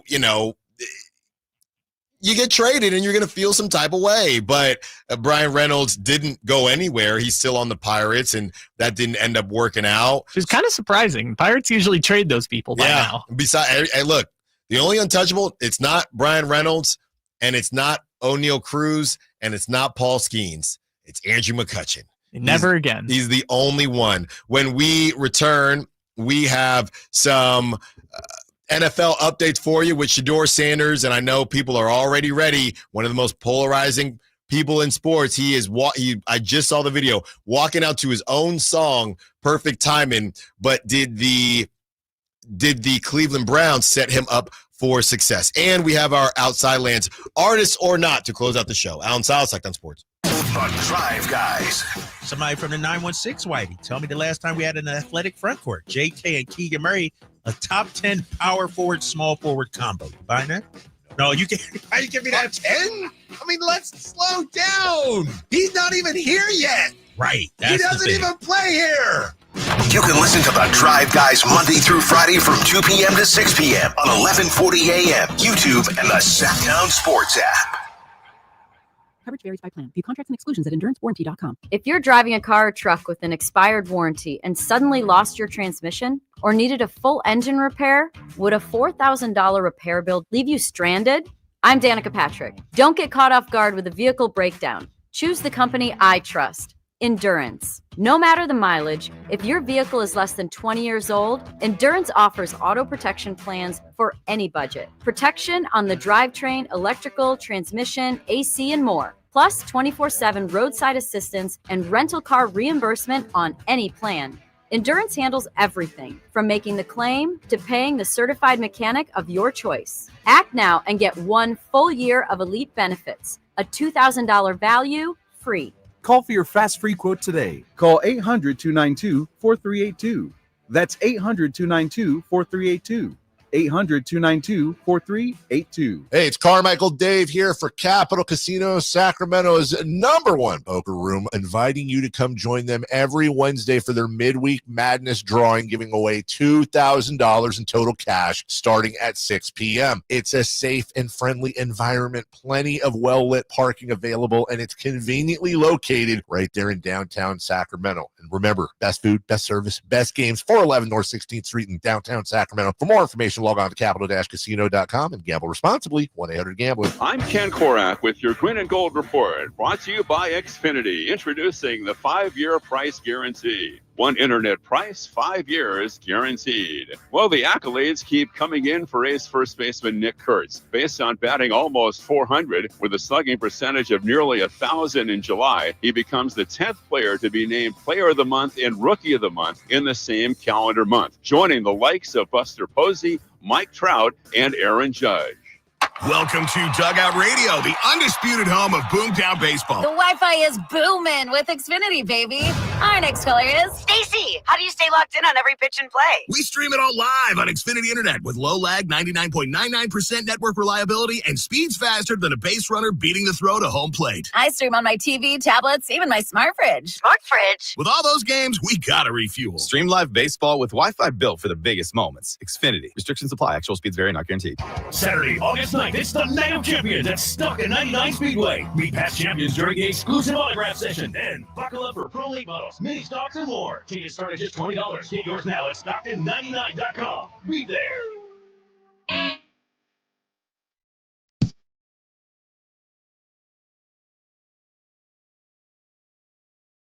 Live and local. It's Allen Stiles on Sacktown Sports.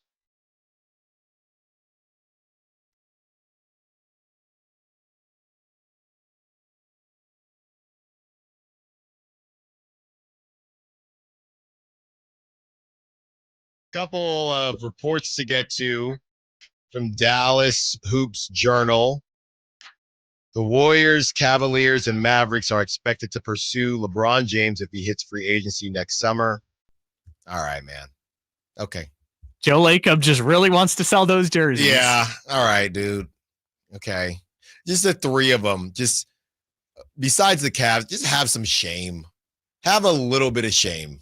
Wait, what's the issue with the Cavs? Just because? No. I don't. I said besides the Cavs. It's just because it's the Cavs. Whatever. Sure. The other two, you're just like, don't be so thirsty. I kind of want to put the Cavs there too, but all three of you have some shame. I kind of respect the Cavs being like, I mean, only if it works for us. Well, I respect the Cavs just saying we understand who you are, LeBron, and we are gonna milk this thing as and people would joke. This is like Allen and the Kaminga talk. Yeah, in the summer it is, okay? All right, I need another Kaminga update, and I need one soon. But I'm the Cavs. Look, LeBron, you can just keep coming back. I don't care. Sure. You know. We'll make room for you. You want Jared Allen out of here? See ya. Yeah, but the Mavs and the Warriors have some shame. Have a little bit of shame, okay? So that came out, and as we joked, Kyle, to start the show about August NFL reports of the joint practices and the actual preseason games. Here is Grant Cohn 36 minutes ago. Here are 7 players who did well and 7 players who did not so well today. David, talking about David Lombardi. All the players were incredible except for Brock Purdy, who put on a masterclass. And then he has 49er fans. The truth is somewhere in between. So Grant is essentially claiming that he is the in-between, but come on. I had him on the show. I appreciate the shtick. I think that he is maybe not as negative as maybe it gets put off, but the shtick is the shtick, and it's okay. It's okay. Kyle, we have that Stephen A sound ready for Shedeur. Shedeur Sanders, who he was not set up for success. Shedeur Sanders is getting an opportunity to start in the Browns' first preseason game, and Stephen A says, "Yeah, they're not putting him in a good position." Here it is. I think he's being set up to fail. That's right. I'm going to say it. Okay. Here we are on national television, right? There's been 11 practices, if I remember correctly. He's been playing against the third unit. He's 4th on the depth chart. And then suddenly you throw him into the start lineup, and he hasn't had any reps with the first team at all. Think about that. So you're just going to throw him to the wolves like that, huh? I mean, if he had first team snaps in practice, I don't say that. But he doesn't. And then all of a sudden he's starting tomorrow night. It's like you want him to fail. I'm not accusing the coaches of doing this. I'm not accusing the GM of doing this. But that owner, Mr. Haslam, that's a different animal right there. Mr. $230 million guaranteed deal to Deshaun Watson. And then he's going to come out this time around. I had nothing to do with this pick. I didn't have anything to do with it. I mean, that wasn't me. That was GM Barry. That wasn't me. The owner sitting up there. It wasn't me. Wasn't me. Yo, wasn't me. That's what he was saying. And I'm saying, really? That's what we doing now? That was Stephen A. Now, a lot of people were saying, hey, Shedeur got first team reps. I think they said since Wednesday, because this came out yesterday. They said he was getting first team reps since Wednesday, so that's what, 2 days? Yeah, but he also only got it because Pickett was ruled out. Yeah. So Pickett, Flacco, and Gabriel all went down, and then they finally gave him the first team reps. My initial thought is, who else are they, based on what I'm reading, who else are they supposed to start? Snoop Huntley. Welcome back, Tyron But Huntley. I just don't really know what the argument is. If you don't start him, then they'd say, come on, man, all these quarterbacks are injured and you're not even going to start them. I just think that this is the Brock Purdy thing to me, to be honest with you, when you're not that high on the depth chart, you get what you get. Yeah, what am I missing The here? arguments for him being set up to fail are beyond just the last 24 hours, right? This is now a symptom of being set up to fail. But if you aren't that high up on the depth chart, when were you going to get reps with those that are higher up on the depth chart? Yeah, That's what I'm not understanding. You are correct. I don't really get that. The people making the argument are making either the wrong argument or the more like grandiose, like he's been set up to fail from the very beginning, and now they're going to have the worst of it, which is throw him out there. And I don't particularly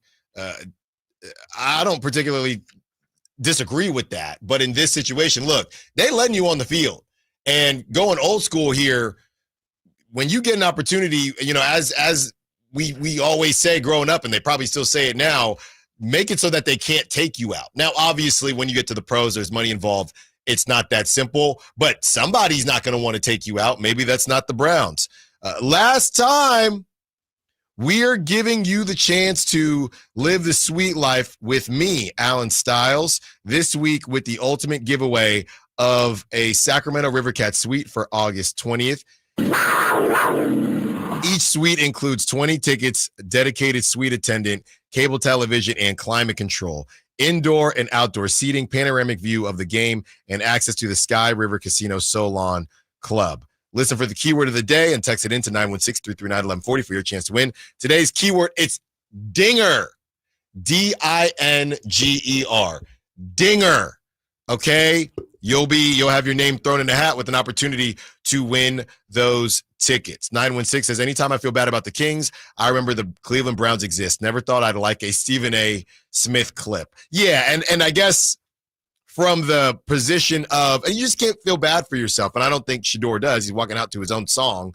But from the position of how this thing all happened, and I'm looking at, a Brock Purdy conversation as well, that's me saying, hey, well, you're getting an opportunity. But from the initial thought of drafting him, the weird phone call where they just didn't seem as excited, the owner saying this wasn't my pick, that type of stuff, I do agree with Stephen A. on. As somebody texts in, finger instead of dinger.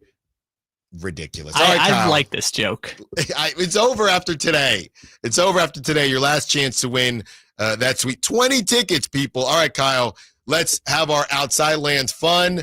Artist or no? Yeah, so Allen brought this game to my attention. Is this an actual artist at Outside Lands or not? Because Allen is washed, and also some of these names are kind of weird.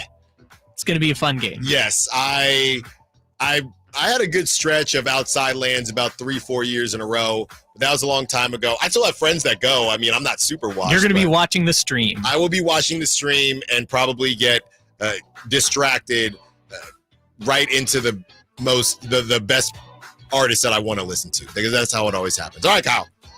Number one. First and foremost, Allen, is this a real artist this weekend or not? We have DJ Pee-wee. No. DJ Pee-wee is, in fact, performing at Outside That sounded Lands. too normal. DJ Pee-wee will be performing this weekend. Pee-wee. Will be performing at Outside Lands this weekend. Next up, we have Good Neighbors. No. Good Neighbors will be performing Sunday at Outside Lands. That's a good name, though. It's really not. All right, next up, we have Bonobo. Just Bonobo. Like, not a monkey, a bonobo. No. Bonobo will be performing this weekend at Outside Lands. We are over 3 on this bad boy so far. Wow. Bonobo will be playing. You explained it, so I thought you made it up. Next up, we have Black Coffee. No. Black Coffee performing Saturday at Outside Lands. This is like roulette. This is like my roulette time in Vegas. It just seemed like it can't possibly be real, but they are. All right, next up we have Claude Von Stroke. They are real. I know that. That is, wow, I can't believe that's the one you got. Because it's I mean, what type of name is that? What type of name is Bonobo? But that person is I don't even know if it's a man or a woman. That person's performing. Yeah. I know Claude Von. All right, next up we have Gandolfini. Like James Gandolfini, but just Gandolfini. And you made fake ones? I mean, we don't know, do we? Gandalf and Mr. Feeney. No, it's not. Gandolfini is not a real person. Baby. Good job, Alan. Okay, let's see. Last one we have here, we have mouthfeel. Insanity. But they are real. Mouthfeel performing tonight at Outside Lands. Get your tickets now for Mouth. Oh, by the way, Mouthfeel is a DJ too. Oh, of course. All right. Thanks to Kyle. Great job this week, as always. Thanks to all the callers, texters, sack chatters. If you are going out to Outside Lands, hey, have some fun for me. Hit up Chef Smelly, get some garlic noodles, okay, and get the ribeye and the shrimp. It's all very good. It ain't gonna be cheap, but it's gonna be very, very good. If you're heading out to Sutter Health Park, the River Cats, tonight or Sunday, I will see you out there. Come by, say what's up. I love when people come up to me and say, hey, Alan, listen to your show. It makes my day, and maybe you'll luck up and get a part of the hot dog cannon, all right? Drive Guys are coming up next from a golf course somewhere, because they're always at a golf course. Whitey Gleason, Kyle Draper, Jay Johnson. Until Monday. One more time. So give the bag like the beat. Don't forget my podcast. Gotta go. This is the story of the one. As a safety manager at a manufacturing plant, he does everything he can to keep his coworkers safe. From finding ways to reduce risks to keeping safety supplies in stock.